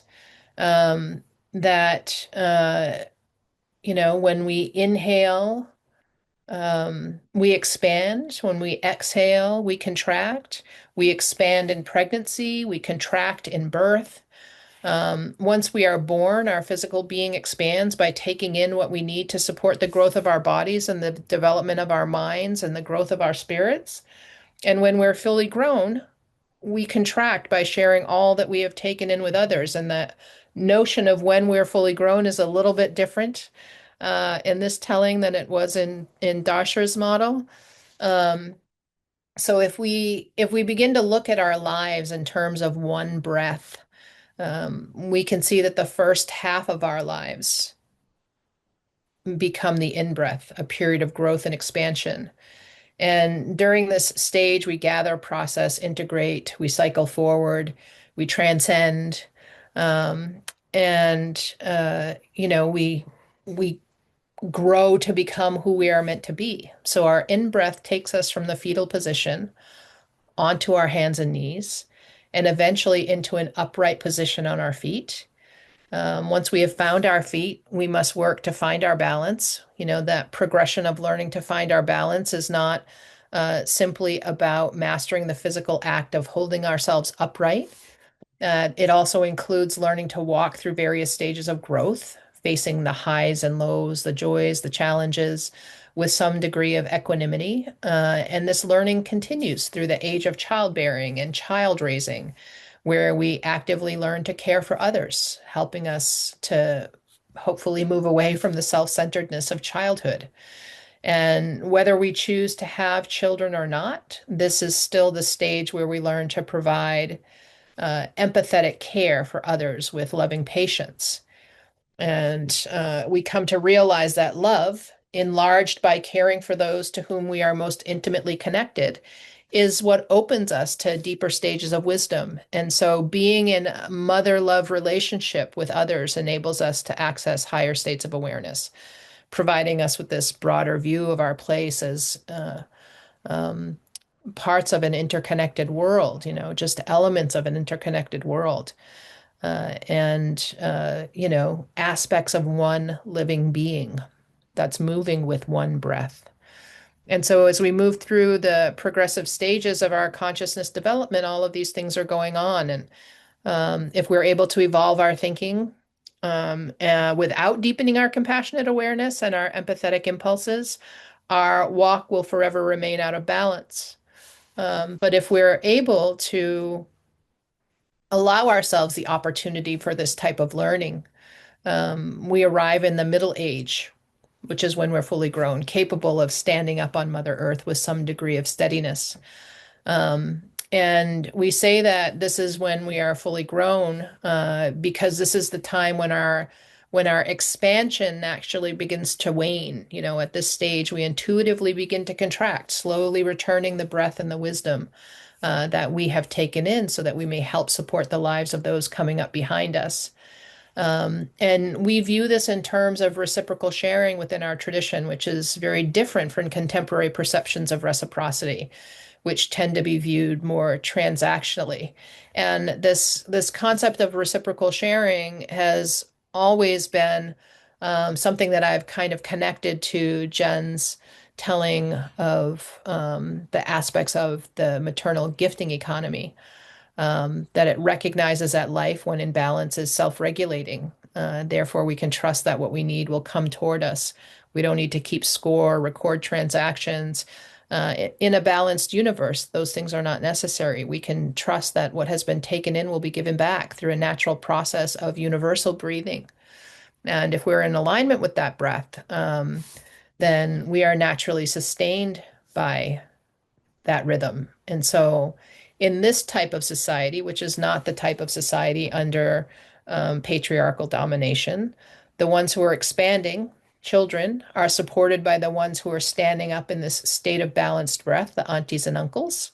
The ones who are seeking to find their balance, the parents, are bringing in new life while simultaneously helping the ones nearing their last breath, the elders. And in this stage, the parents are holding this tension between the first breath and the last, helping them understand the sacredness of life and the gift of time. Um, and so this last stage of life is the age of the long exhale, where the elders who are preparing for their last breath are ensuring that everything that was taken in during their lifetime has been given back. So our lives are an expression of this, right? From our very first breath, we are being moved toward balance. We learn quickly that we can't expand indefinitely, or we put ourselves at risk. At some point, we must release what has been taken in.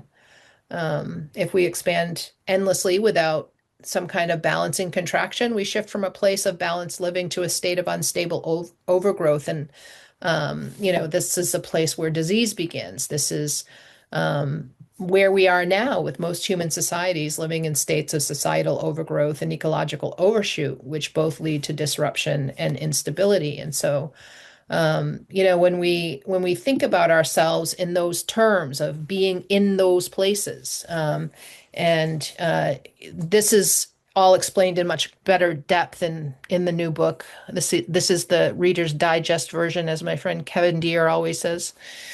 And I wrote 3 or 4 notes here, and I haven't talked about any of the things I said I was going to talk about. That's what happens sometimes.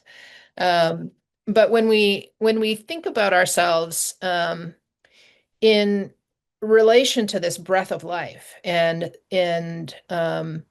this natural, regulated, balanced state of being, one of the things that I think about, because when Pat was talking about land reunion, a lot of people want to talk about land back, and they want to have their piece of property. But land reunion is a different thing.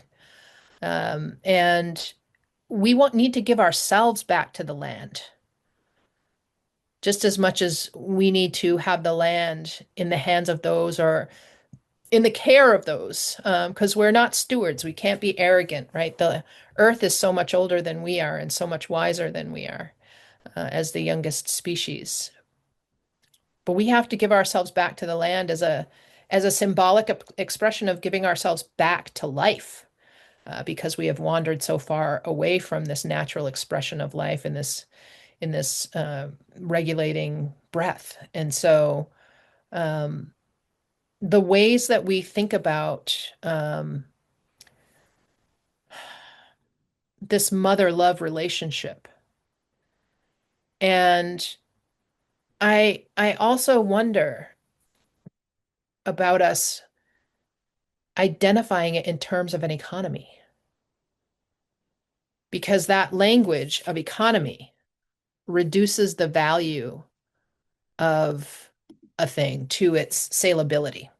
And it commodifies it, even under the best of intentions, I think. And I wonder if we're trying to make ourselves relevant in the conversation that's being had within the patriarchy by referring to this reciprocal mother-love relationship as an economy. And so when we think about this notion that creation begins with the word, right? That and I saw somebody pop up that, oh, here's the origin of this word. There's a lot of words that have had origins that are no longer relevant to the moment that we are in. That their meaning, their definition has been completely hijacked so that it means something else. It animates a different part of the being of the one speaking it. And so if we're going to have real conversation about where we are and what we're doing, we have to really think about how if life and creation begins with the spoken word, what are the words that we're choosing to use to define ourselves? Are we using words that continue to be aligned with the commodification of our being, that limit that mother-love relationship to something that can be saleable and commodified because we're trying to be relevant to the patriarchal paradigm? Or do we learn new language that's more aligned with where we actually want to go, and how we want our historical contributions as mothers and grandmothers and aunties and sisters and daughters, grandmothers and granddaughters to be remembered? And I'm curious about that. I don't have all these answers, but I'm curious about, do we only see ourselves in opposition to or in some reflection to what is and has been? Or can we imagine ourselves in ways that are more in alignment with where we want to go?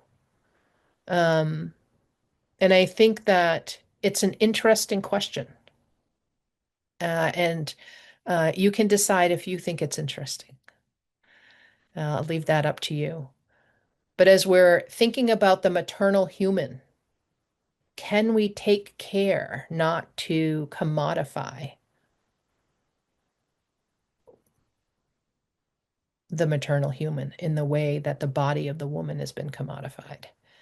If we're talking about mothering as an act of deep, unconditional love that's reciprocally shared across the species, across the universe, we diminish and reduce it when we try to identify it in the language of the thing that has caused the greatest harm in several lifetimes, which is this concept of economic value.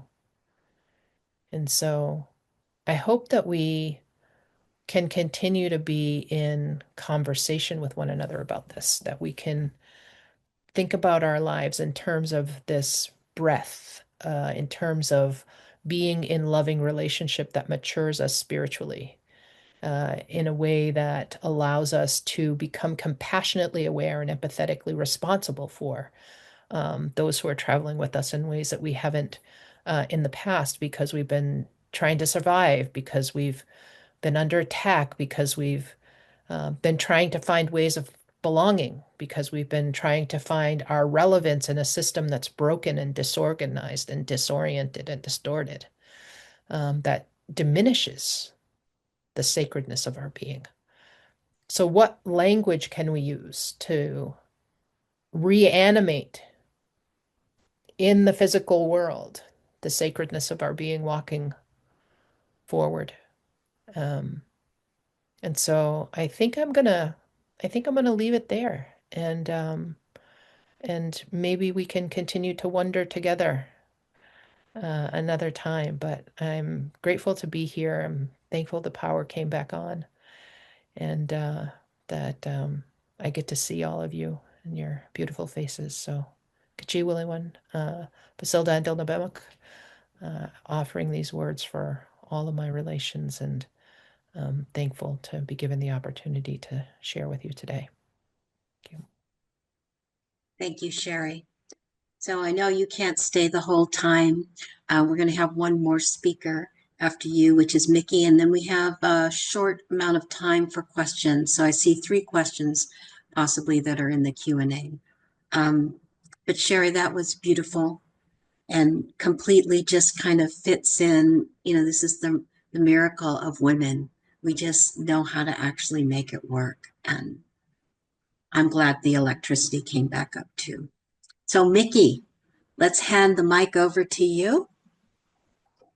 Thank you. Hello, everyone. Those I've met before, those I've not, and those I can't see, because we're using this format in which it's as if we're talking to each other, but we're actually talking to about 90 other people and whom I can't see and wish I could. And I want to say it's been 2 hours that we've been doing this. And I have a very strong physiological sense of taking a breath and just pausing for a few seconds. All of us maybe stretching, maybe just sitting and breathing and taking in the enormity of vision, the enormity of clarity of understanding of how things work, the enormity of suffering, the enormity of determination, all of that. Just I want to be in silence with that for a bit. Just a bit.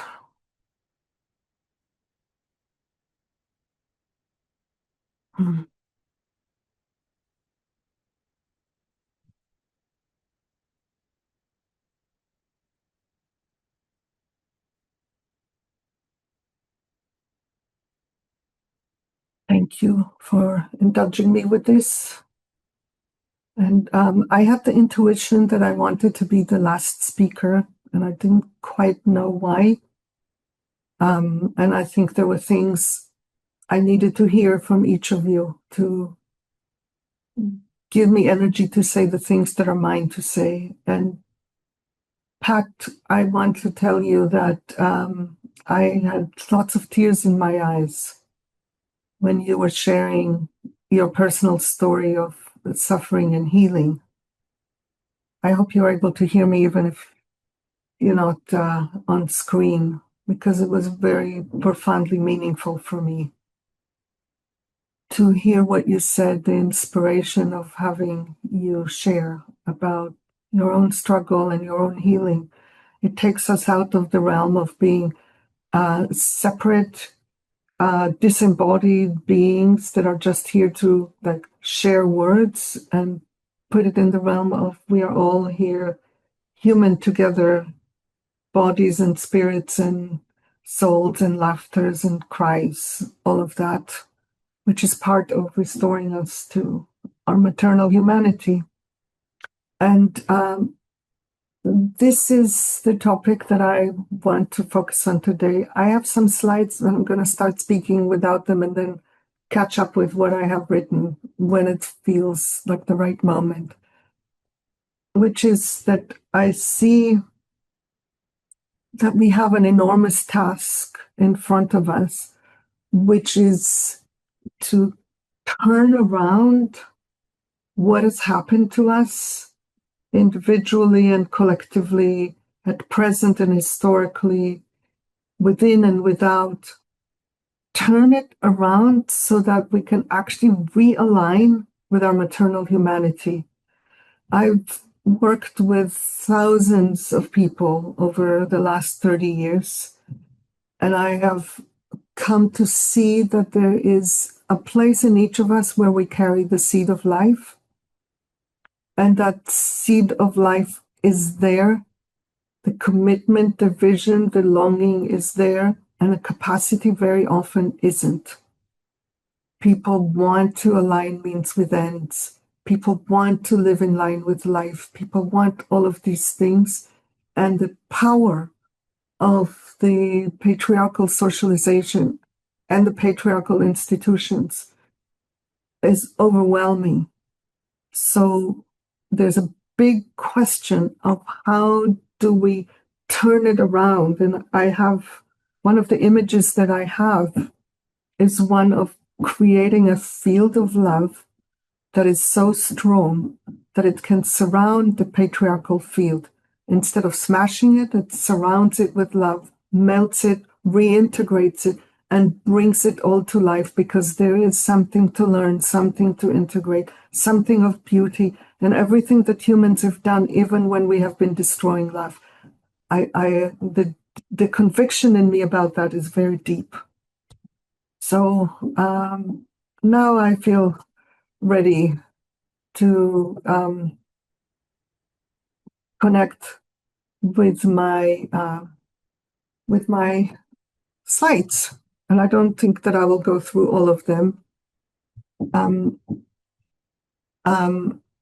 And I want to just, and this is where I'm kind of like holding all that was said before. Not that I guessed it, but that's what's there for me in this. And the specific thing that I want to focus on is the question of the maternal humanity. What are the maternal qualities and how do we restore them? And there are three here, three things that are generally true of us when we receive sufficiently early in life. One is that we respond spontaneously to needs. And this is within the whole, not just our own needs, not just our child's needs. It's collectively, communally, we respond to needs. It's a mechanism that is within us, and we can see it even in our destroyed state. We can see that when there is a disaster, when there is something that unsettles the existing systems, then we can see humans begin to respond to needs again. When we function well, where we're in a capacity, in connection with our capacity, and not in the trauma pathway that Darcia spoke about, then our big brains are used in a way that they've evolved, which is we integrate different needs. When different people and different beings want different things, what do? There's a way to integrate the needs into solutions that work for all. And we tend to function in high trust of self, others, and life. That is my imprint of their maternal qualities. And I want to now see what happened to us over time that has taken those away, and what it is that we can do to resurface them. I don't even want to say restore, resurface, because they're there, buried, they exist underneath all that there is. So I want to share a little story that doesn't require the slides. And the story is about, I can't remember her full last name. Her is Pumla Gobodo. I don't remember the second part. She wrote a book called A Human Being Died That Night. She was one of the holders and designers of the Truth and Reconciliation Committee in South Africa, a Black woman.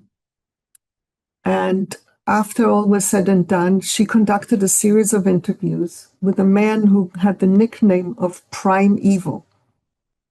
And he was the mastermind of all the terror and torture and destruction of people who were opposing the regime. And she had a series of interviews with him.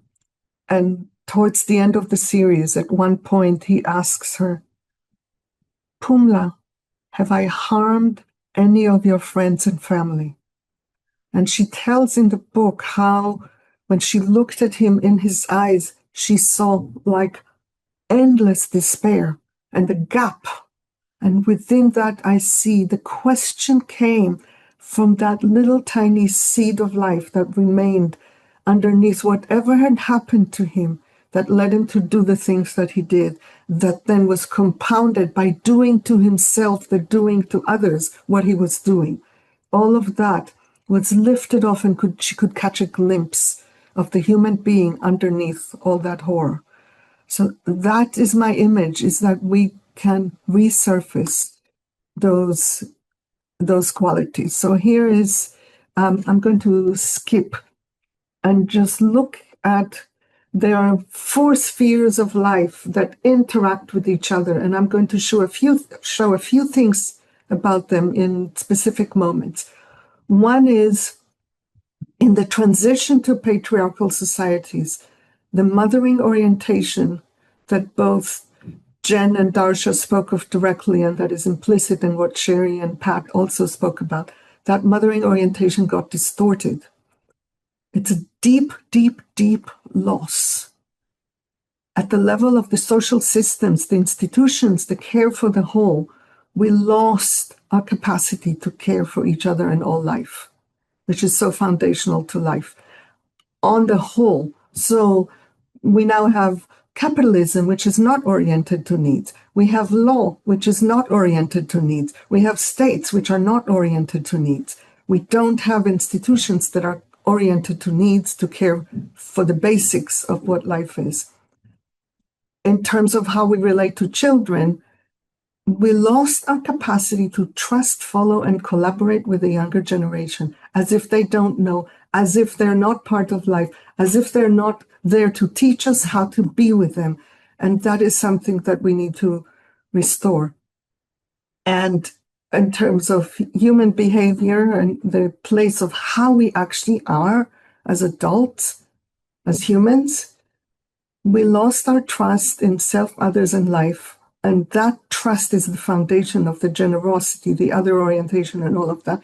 And we become self-protective, as Darcia spoke of. And the story that we tell ourselves now is a story of scarcity, separation, and powerlessness.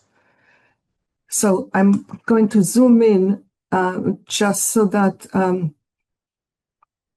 we can see what a few of the losses. So one of them is we lost unilateral giving, and we have exchange and accumulation instead. We lost our embeddedness within the wider web of love, of life. We don't trust that we matter. We lost our easeful collaboration, and we now function in mistrust and competition. We lost our self-trust, and we now function in self-doubt. We lost our full agency, and we now function in powerlessness. This is the reality that I see around me whenever I engage with people, organizations, groups that I work with. I see these things even though people want it. So there needs to be something that is stronger than this loss in order to reintegrate us back. And so for me, that power is the power of nonviolence. And so I'm going to be really brief here about some of the things and say, so for example, what that means, embracing nonviolence is modeling the soft qualities even when the whole world functions in violence. It's creating the field of love that I mentioned earlier.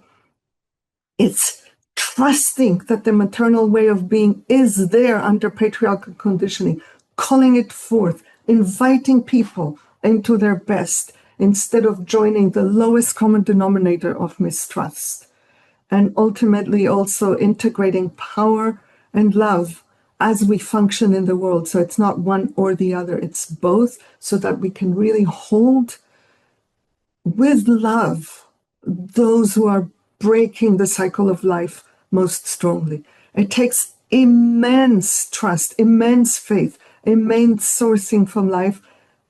And I believe that we can do it, but we cannot do it alone. It's not possible as an individual to do it. So we need to come together to form what I think of as visionary islands of people who come together and function in high trust. When we do that, we can create pathways that support us in resurfacing the maternal qualities. This is the project that I have a sense of having given birth to in the nonviolent global liberation community that I birthed, where we are trying to do things on all levels to make it possible, to create conditions to make that possible. We cannot go back to how things were before patriarchy, before capitalism, before colonization, before modernity, before the destruction. We need to find ways of showing up in maternal qualities within life as it is, not waiting for something to change around us before we will change. And ultimately, if we can create that at a systemic level, create agreements and pathways, then less is required of each individual. We don't need to be saints. My long-term vision is that we can anchor maternal principles both locally and globally. And I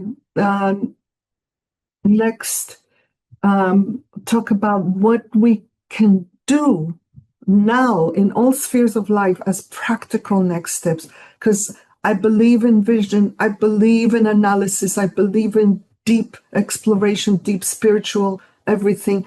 And ultimately, I want us to take all of those things and translate them into specific things that we can do now.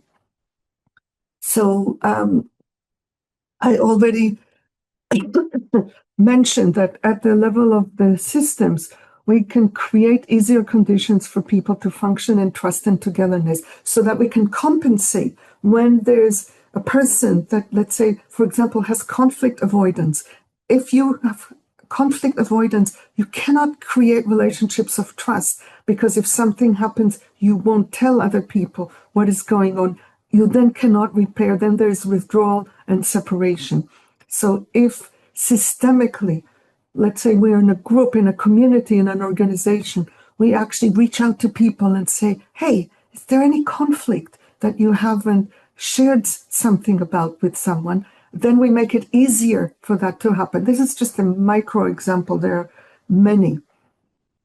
And there's also this image that I have of nonviolent activism for liberation, where Sherri spoke about, are we just opposing, or else are we also having a vision of where we want to go? And for me, nonviolent activism for liberation starts from a vision of realigning humanity with life, and then rolls back to what does it mean to live that vision when I'm standing up to climate justice. The people in Standing Rock did that beautifully. It was a complete sense of aligning means with ends. It's not just when we get there, we will realign with life. It's like now, with love, how do we do this as we stand up to the big powers?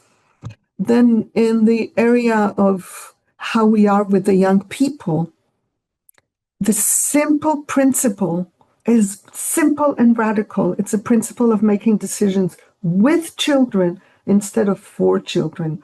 We have within our community, we have a project which we call All Ages Collaboration, and we have a lab where we work. At the moment, it's only with parents, but we have big vision of working with teachers, with communities, with children even, all of that, where people get coached on how to engage with the younger generation in a way that is really, truly collaborative. We never need to tell people what to do, no matter what their age is. We can guide them. We can offer our experience, but not tell them. We make decisions with them. That's the seed of collaboration. And in terms of how we actually behave and engage, we need to learn skills and we need to change our consciousness so that we can really live again in care for the whole. And again, I'm going to zoom in on this and give just a few examples of what are the things that we need to learn in order to strengthen our maternal qualities. So there isn't a norm in many societies. I don't imagine that it's in all. I put it under the category of let's agree to disagree. People talk about something, they don't agree, and they say, let's agree to disagree. That's a stance of separation. It's not a stance of working things out. What is it that we can do to antidote the separation? Because at the moment, if somebody says, let's agree to disagree, and another person says, wait, please, I would really like us to work it out. I believe we can. I want us to connect at a deeper level. That is conflictual. And there's something about being willing to expose conflict, which is what Martin Luther King talked about. He said, we're not creating conflict, we're exposing conflict that has been there all along and has been suppressed so that the people who are in more power don't see the impacts of their actions. When we stand up to power, we expose the conflict. That is something we need to learn also on the interpersonal level. There's a practice of baby steps that I found really difficult. This one I learned from colleagues. It wasn't mine. I always wanted to, let's do everything now, all the radicality, everything, and it's too much. And the practice of baby steps is, here I am, this is I or we, this is the capacity that we have right now. How do we move from here towards vision, the luminous vision that we carry within us? How do we move towards it in a tiny baby step that is within capacity and moves us in that direction? Amazingly enough, when we take only steps that are within capacity, it settles the nervous system, and then we are ready for the next step. And sometimes the next step that we're ready for is already bigger. Another acupuncture point of change in being able to restore, resurface our maternal humanity is about what we do when other people do things that we don't like. Right now, what I call the mistrust groove is so deeply entrenched in us that we start othering them. We start coming up with dehumanizing stories about why they're doing it. We make them less than us or more than us or whatever. And the practice of finding generous narratives constantly restitches us into we are all kin. We are all the same. We are all human. We all have the same needs. We have different ways of meeting them, but we are all kin. I will skip one because I partially spoke about it already. There is an element that through our experimentation within the Nonviolent Global Liberation Community, we call it NGL, we identified one integration is now solid within us. Many people live in such a way that in order to be in togetherness with other people, they give up on their individuality, on their choice, on their autonomy, fit in, try to do something, and then the togetherness isn't real. And then when they want to be in choice, they exit the togetherness to be over here in order to be in choice, as if choice and togetherness are at odds with each other. We have discovered that when we walk towards togetherness and stay there, when we speak truth with love all the time, we find choice within togetherness. Some of us no longer want to make decisions on our own. If I make decisions on our own, I have less information, less wisdom. If I make decisions within the web of community that I'm part of, the decision is wiser. And that is a sample integration of many things that people hold as at odds with each other, and that's the either or thinking, into a both and.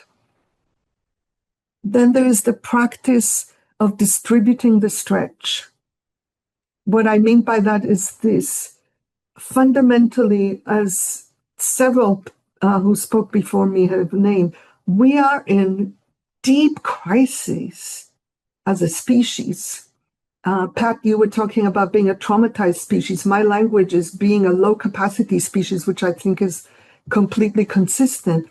We don't have a lot of capacity. We don't have a lot of skill. We overuse resources. And the result is that a lot of the time, what needs doing overstretches the available capacity and resources. And then what are we going to do? Sometimes we live in patterns of the powerful dictate to the powerless. Sometimes we live in, okay, let's divide it equally between everyone, which sidesteps that maybe you have more capacity and I have less capacity, and why are we going to do the same?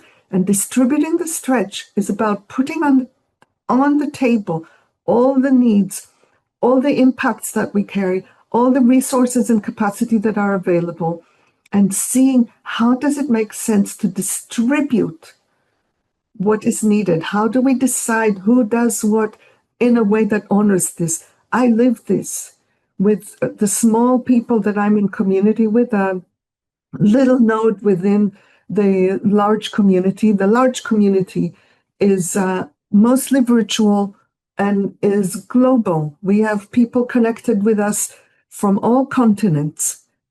When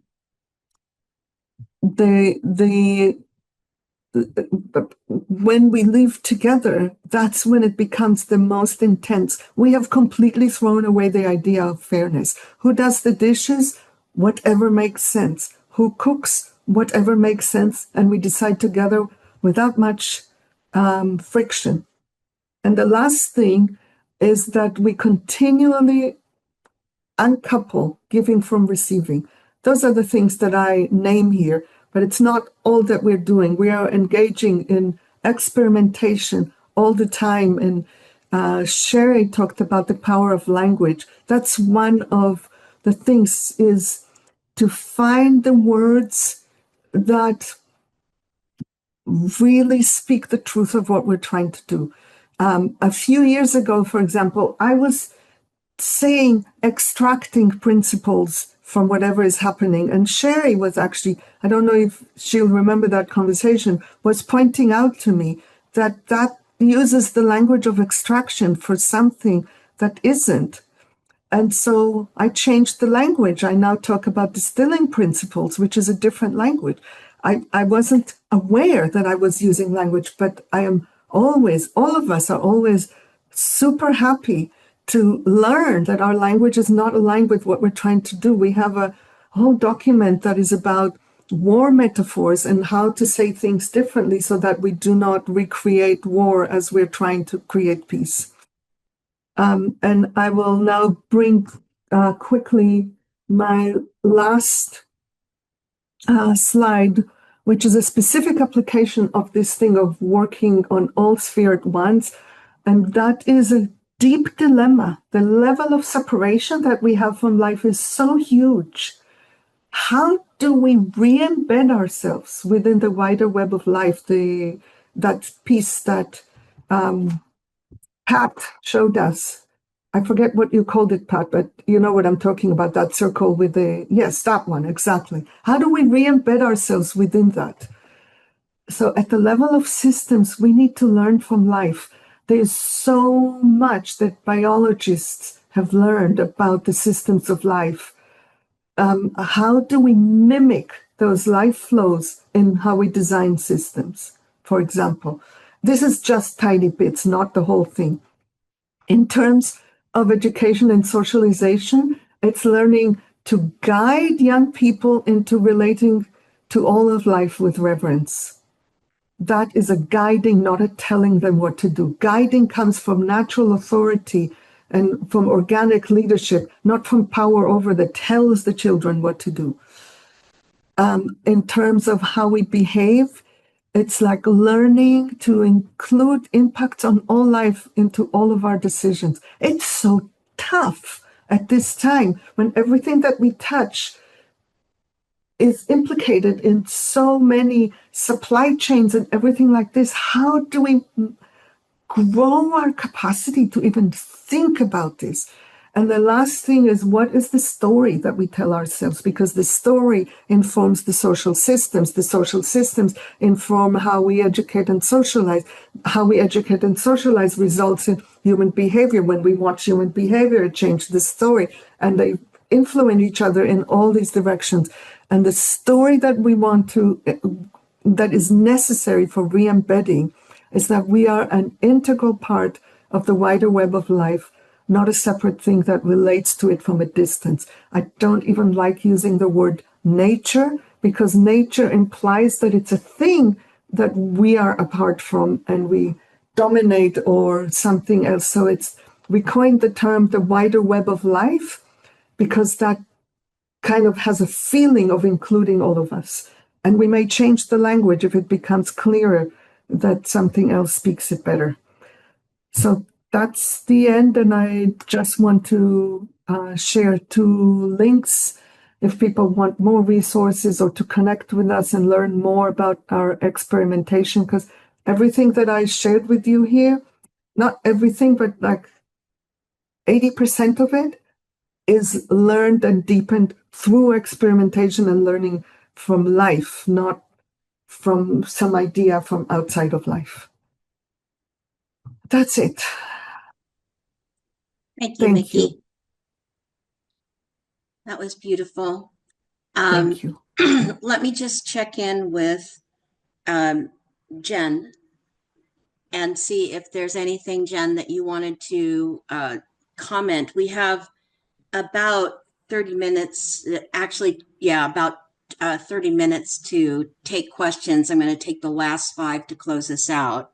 So is there anything that you would want to offer right now in this moment? Really, No? just to thank everybody for all these different perspectives and so deep and so informative and beautiful. At some point, I'm going to defend my use of the gift economy word, but I'll maybe do that later. Okay. Let me just check in with Sherri, because Sherri said that she might have to leave early. So I wanted to give her an opportunity to also say anything, and then she can duck out when she needs to. So, Sherri? Hi, I was just gonna sneak away to go help my mother-in-law really quickly. She's down there cooking all by herself. Um, I just want to say thank you. I'm always enriched by these conversations, and the the various perspectives help to round out our own perception. I mean, this is one of the things that we hold as true as people of the circle. And I see, Jen, hear you saying, I'm going to defend. There's no need to defend. I mean, isn't this what Maya Angelou said, is that, we do the best that we can from where we are. And when we start to know better or know different, we do better and we do different. And so this is an evolving thing. We're all evolving. We're all learning new ways of being in the world. We're living in unprecedented times. People love to say that phrase these days. And, we're trying to figure things out that we haven't yet figured out. And I think that it's okay for us to talk about it without having to feel like we have to defend our position. I have amazing respect for you and deep love for you, and there's no need for you to defend yourself against anything I say. Just I meant I wanted curious, to explain it. curious being. Yeah. Yeah. So much love to you Yeah. all. I'm sorry that I have to go, but there is a turkey calling to me from downstairs. I can smell it from here. So take care. All right. Thank you. Take care, Sherri. Bye-bye for now. All right. Let me just check in with Lisa and Judith. Are there any questions that you feel need to be brought forward now? And then we'll give some time for our speakers to close out. And I'll take, 2 minutes at the end. So, Judith, do you have a question for us? I want to start with a comment from Hallie Ingerhart Austin at the very beginning, reminding us that it's Buy Nothing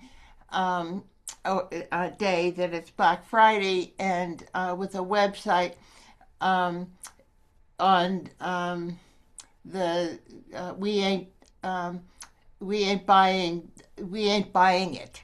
So you might put that back in because that's why this gathering is held today. Um, and the um, comments are full of a discussion of language, and I know that all of you have mentioned language in one form or another. There's one comment on the um, origin of the word economy, which means household. Um, from the Greek, it means managing a household or administration of resources. Um, and then there, well, let's end with let's go with that. There's because that discussion has come up is are there alternatives for the word economy, or is that um, the most precise word for what we're uh, talking about here? Um, okay, thanks, Judith. So, Jen, it seems like this is the great opportunity for you to have your moment, and then we'll Yeah. open it up to Miki and Darcia and Pat to see if they have other things to offer too. So, Okay. Jen. Well, I talk about economy because we live in patriarchal capitalism, which is an economy. And I say that the gift economy is the alternative economy to that.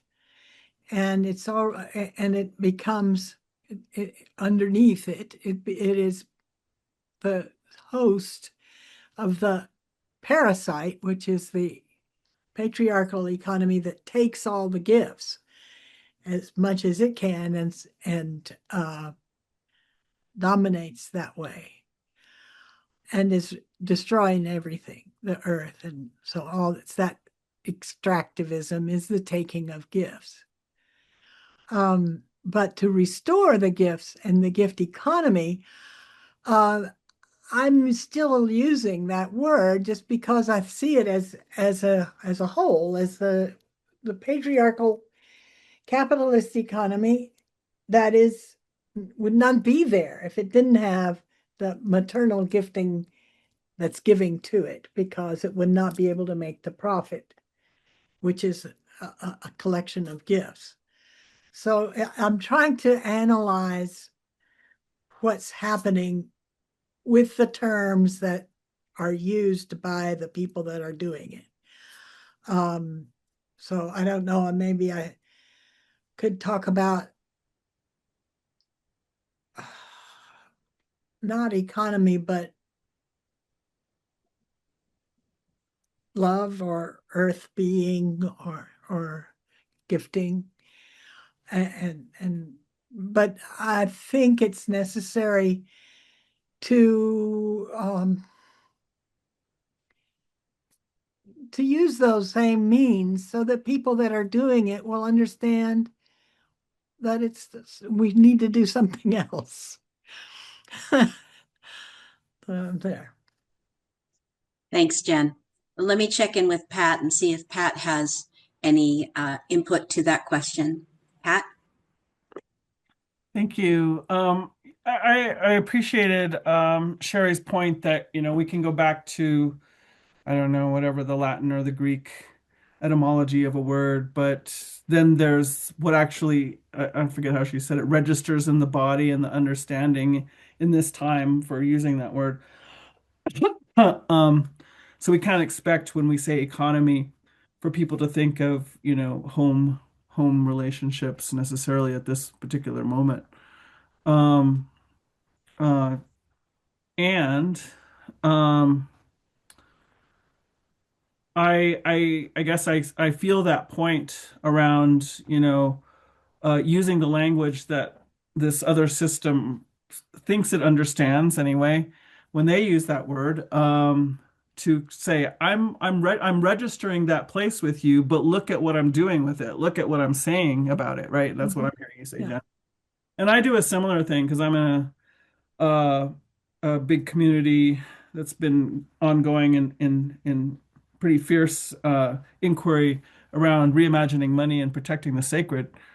And so I'll often say, we need to redefine return on investment. We need to redefine profit outside of the scope of dollars or money that way. And so it's trying to translate this thing.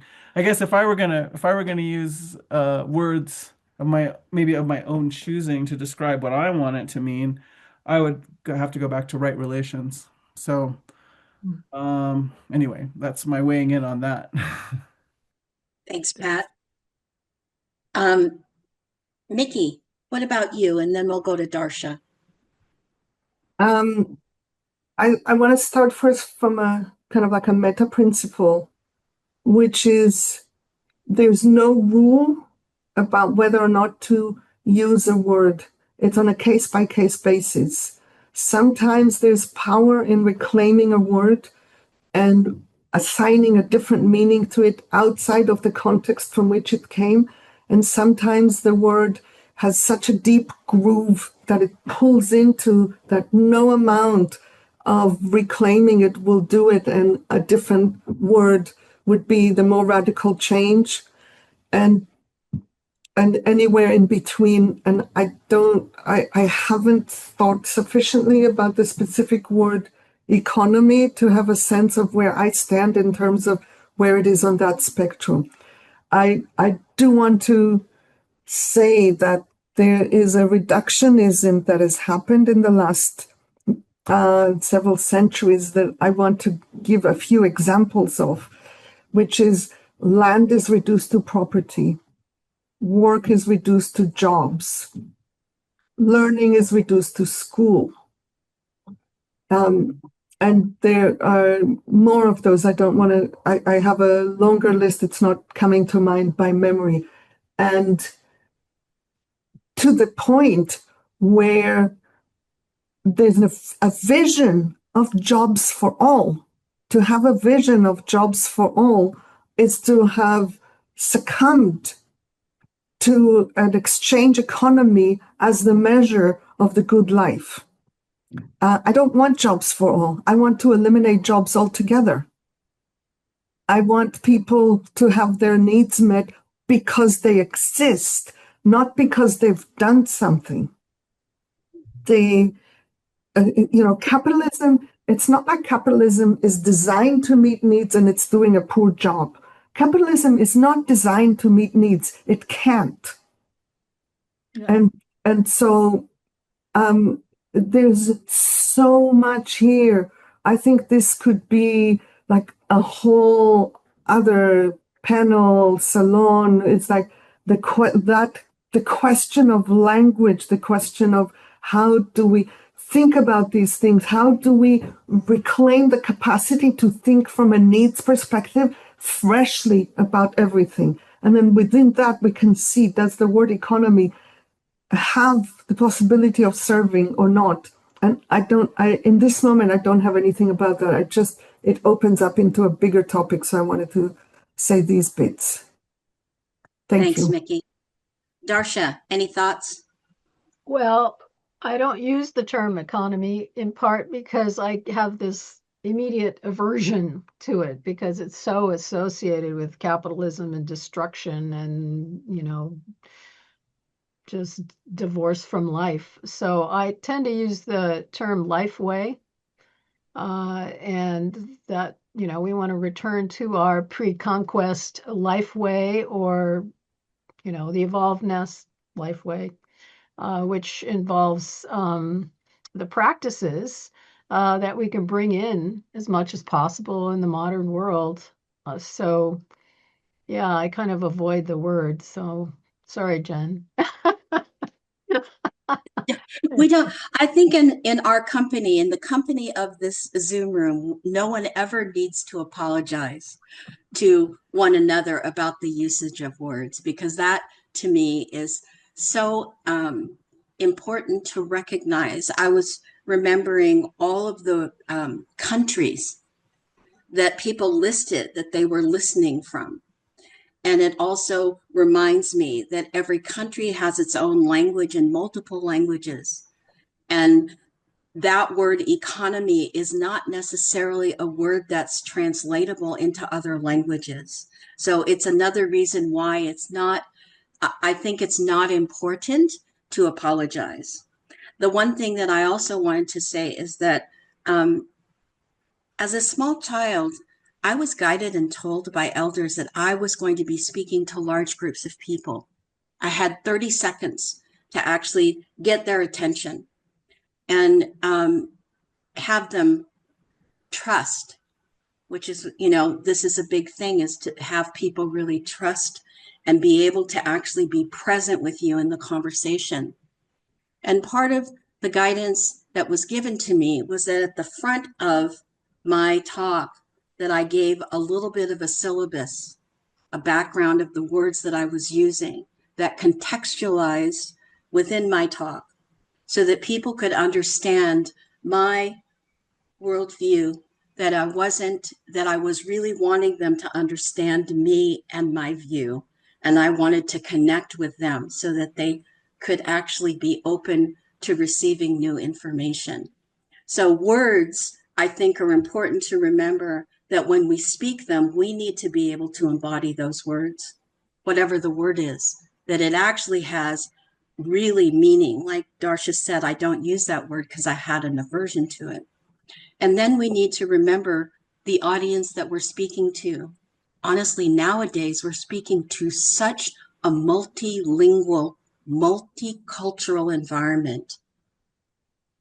And that is very important because in those multicultural environments, Indigenous communities have lived inside the patriarchal system, their own nested environment, and they appear to be fitting in, but they know the sense of who they are. So they've never lost that sense. So these are things that when we begin to look at how we're communicating with people, if what we want to do is connect, we have to show up authentically in who we are instead of trying to tell people what they need to know. That's my experience, because when you show up to tell people what, who you are and what you know, people want to know you and they're open to what you have to offer. And that was really the wisdom of the people who said to me, you're going to be speaking to thousands of people. Just really be your heart, which is, Pat just showed up and did that so gracefully when she came in about where she was in this moment. So anyways, that's the thought about words, because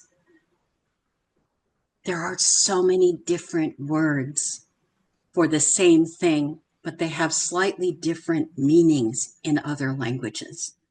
So I'm always aware of that because I was raised in a family where it was bilingual. I mean, actually trilingual or quadruple lingual. My parents didn't even speak the same language, so they had to find another language to speak. All right. Jen, did you want to say more? I just wanted to say that the economy, the patriarchal capitalist economy, is a mechanism for exploitation, for taking gifts. So it needs, it needs a bad word to identify it. Bad word might be, there might be a better bad word for it, but I don't know what that would be exactly. And it may be wrong to call the gift economy an economy, but it does place it in opposition to this mechanism. So that's just all. And if I may add, I was just remembering what Sherri was saying. I mean, I'd hate to begin to try to tell anybody what I think, what Sherri is trying to say. She's got a lot going on there. But what I was also hearing from her is what happens when we talk about these things outside of making them relative to patriarchal economy. I think that was her whole point, was like, so what do all these subjects mean when we stop juxtaposing them to that? And what would that exploration be like? And I do think that's an interesting question. Yeah, I kind of absolutely. think that I was trying to talk about that in my talk, and also the fact that she wasn't able to hear that. Maybe she wouldn't have had the opposition to the term that if she had heard the talk. She'd heard what I actually said. So Follow up with her. I will. Let's check in with Lisa. Lisa, did you have a question that you saw that sort of jumped out? Yeah.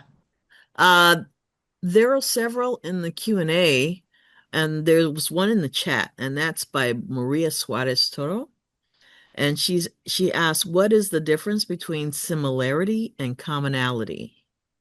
What is the difference between similarity and commonality? Okay. Word people. Darcia, would you like to start? You're shaking your head, so I didn't know if it was a yes or a no or.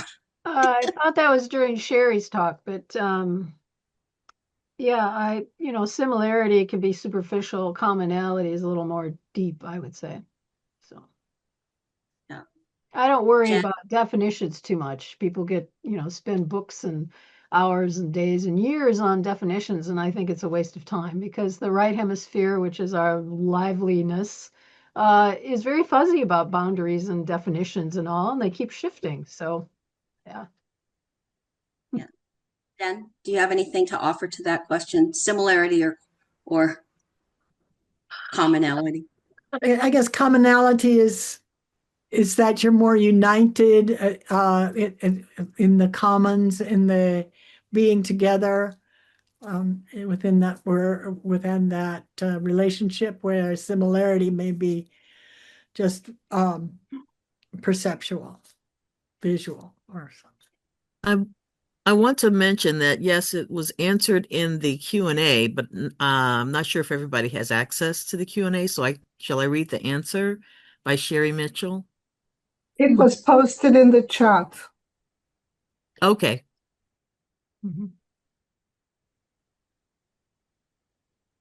Lisa, if you would want to actually read that, that's fine.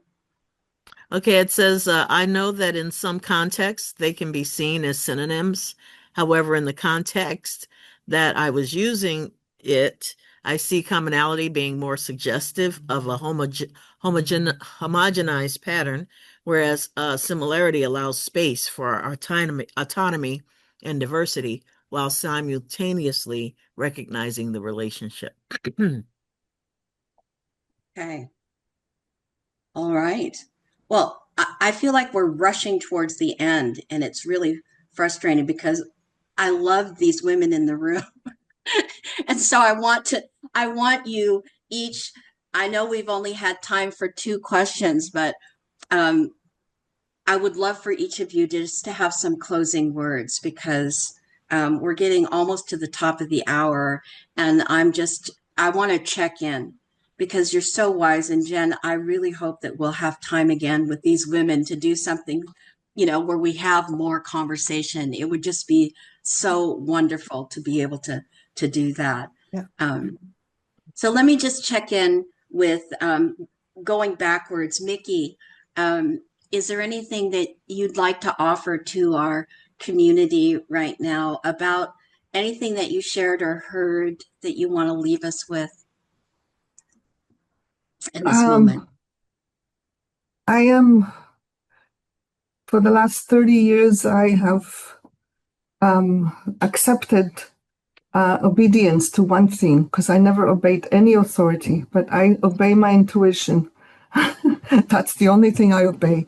And my intuition tells me to bring in the word humility, which is what I want to call myself and all of us into. And the aspect of it that I mean is that no matter how deep our intuition, no matter how much we are convinced of anything that we think we know, to remember that we are a speck and we don't actually know. It's only a deep conviction, and that the sense of knowing has within it the seed of war, because if I know and you think something different, then I now need to convince you or do something else. And there's something in that there's a longing in me for humility in the face of the unbelievably impossible challenges that we are facing. And none of us know. None of us know what to do. And I don't want to pretend like we know. We're just each experimenting and trying to weave webs of connection. That's what came to me to say in closing. Thanks, Vicki. Pat, how about you, my friend?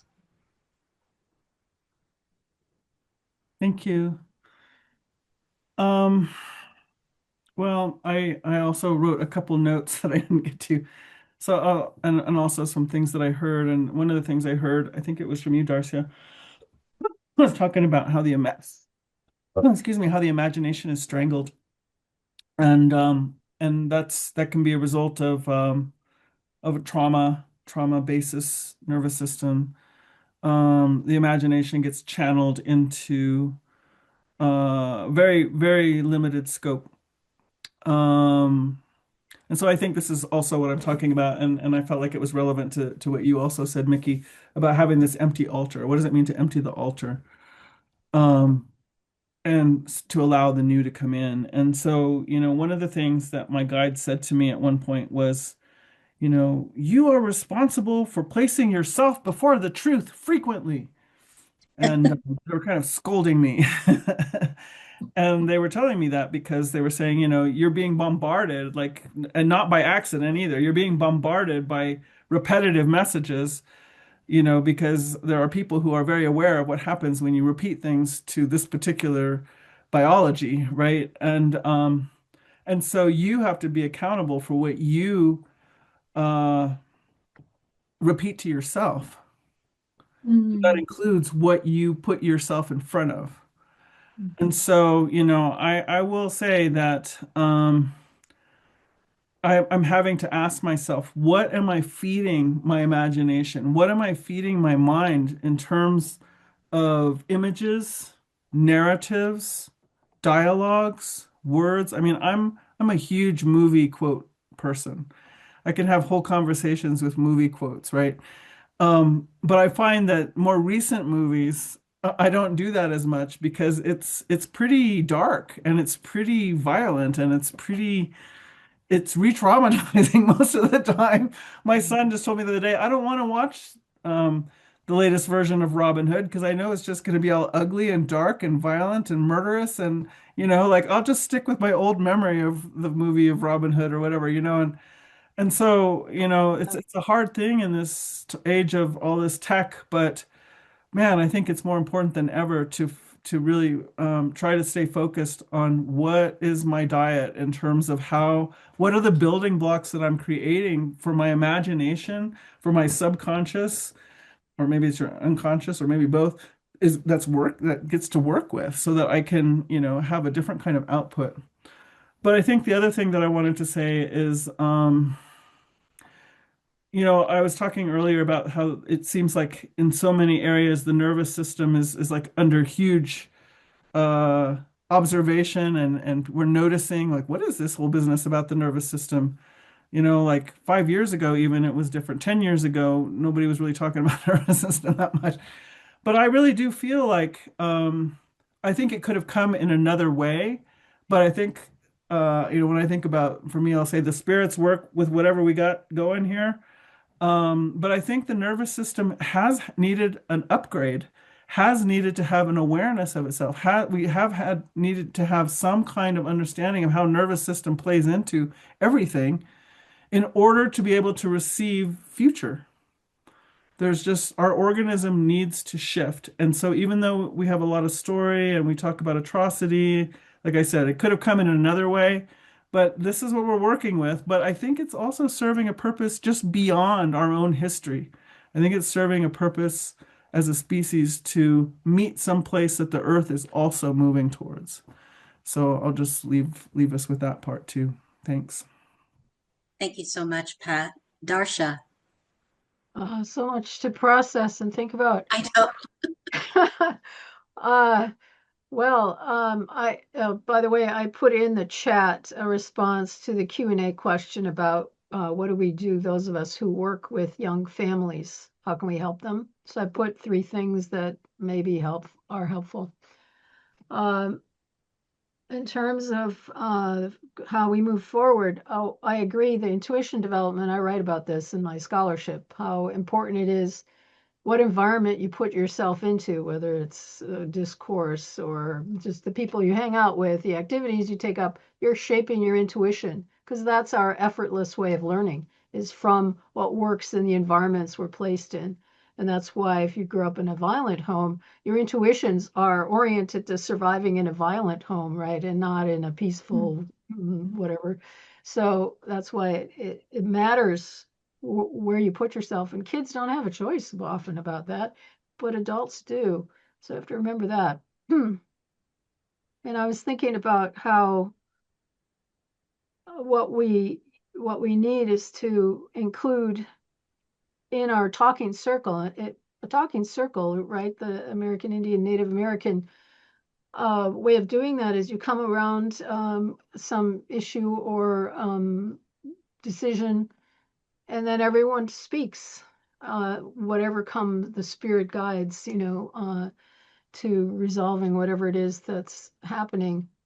And I know I like Joanna Macy, her Council of All Beings. She suggested having people who represented different aspects of the rest of nature, of the web of life, so that someone's speaking up for the waterway nearby, or the mountain, or the forest, or whatever, or particular animal nations. And I like that. I think what we have here is a talking circle of a sort.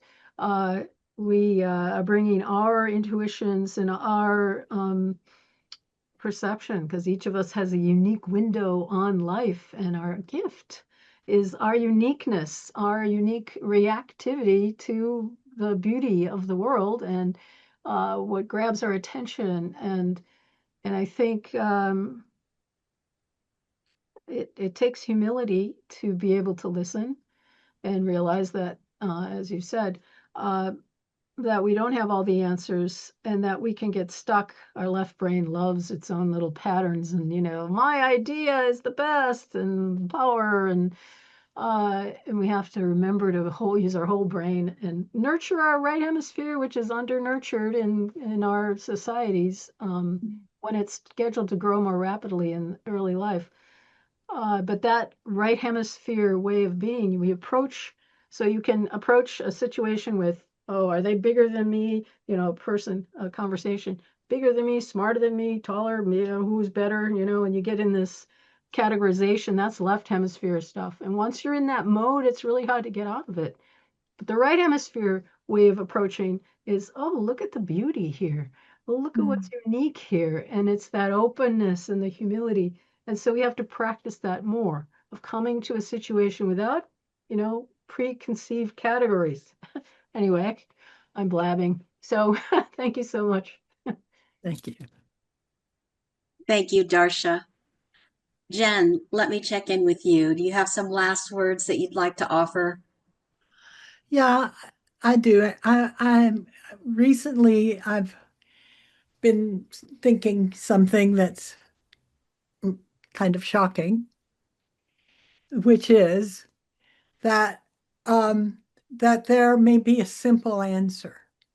That the gift economy, excuse me if I use the economy word, but I know what that describes what I talk about, is a logical and psychological and deep way of relating to each other and the world.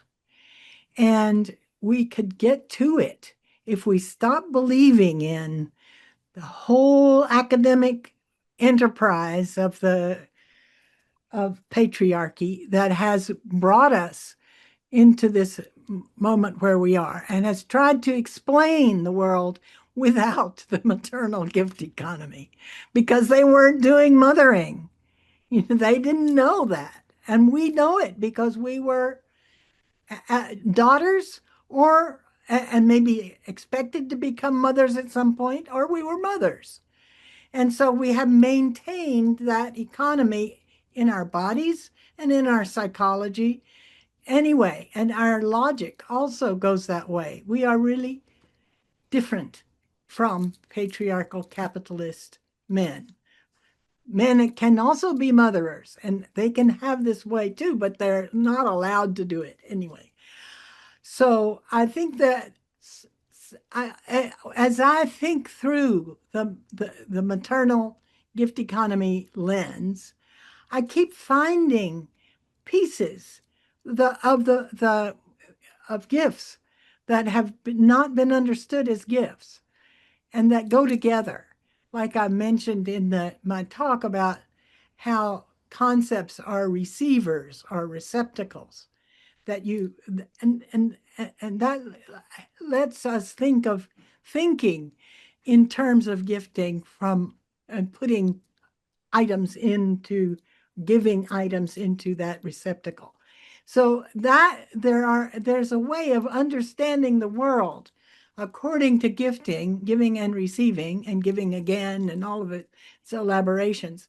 That makes a whole lot of sense and is simple. I don't know if I'll ever be able to put it together, but other people could.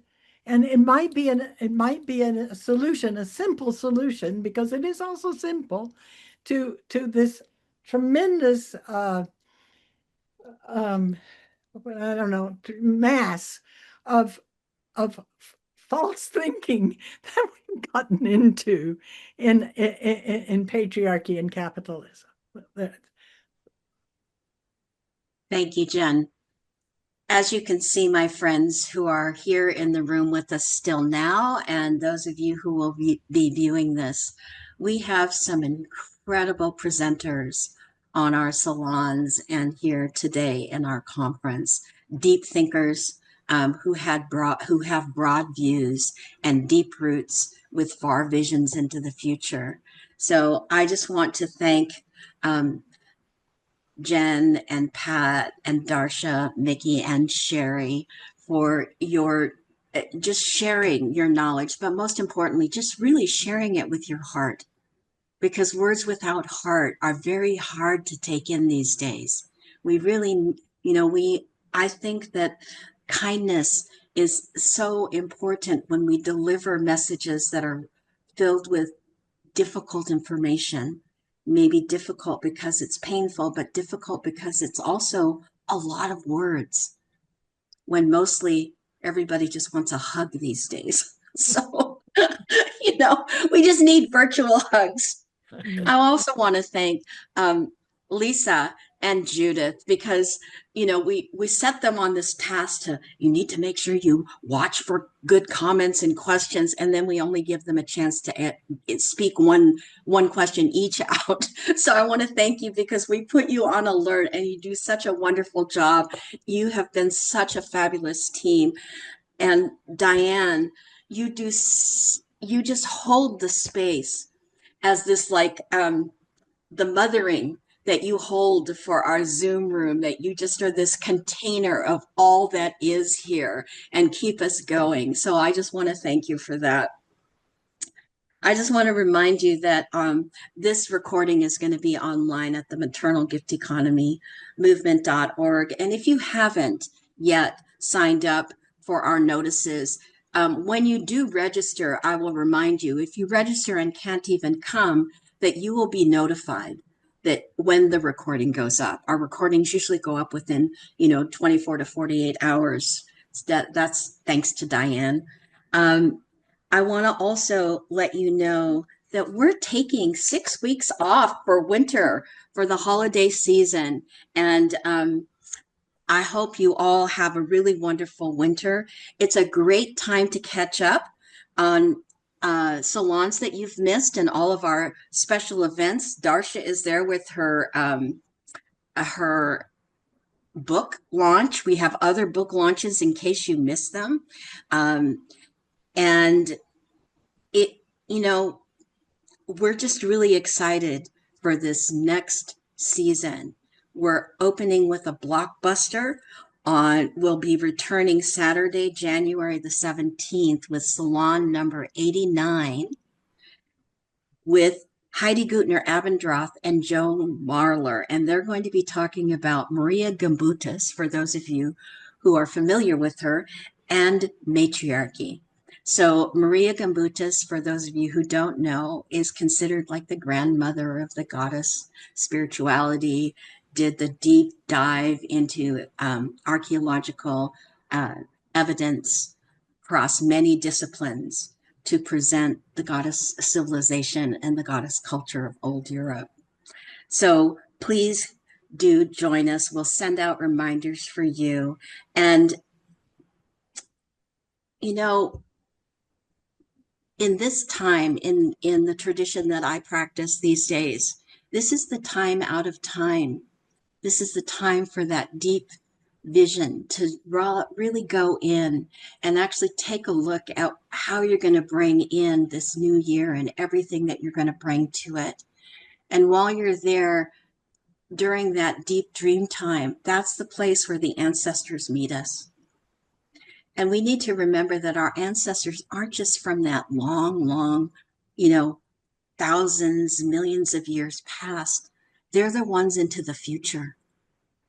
So the ones into the future may be giving us messages as well as those in the past. And I want you to dream with them and know that you belong, that you're here. And the fact that you're here in this physical body, that you have this opportunity to make change, to help the world be a better place, to show the gifts that you have to offer. Most of all, to be the peace that we really need in this world right now. And to be kind to one another and take really good care of yourself. All right? We need you in the world. We need all the goodness the world has to offer. So everyone, please have a wonderful holiday, and we'll see you in 2026. Take really good care. Okay, my friends, Lisa and Judith, and wave goodbye so that people can see your faces. Diane. All right. Big hugs, everyone. Take good care. All right, Bye for now. thank you all. Thank you so much.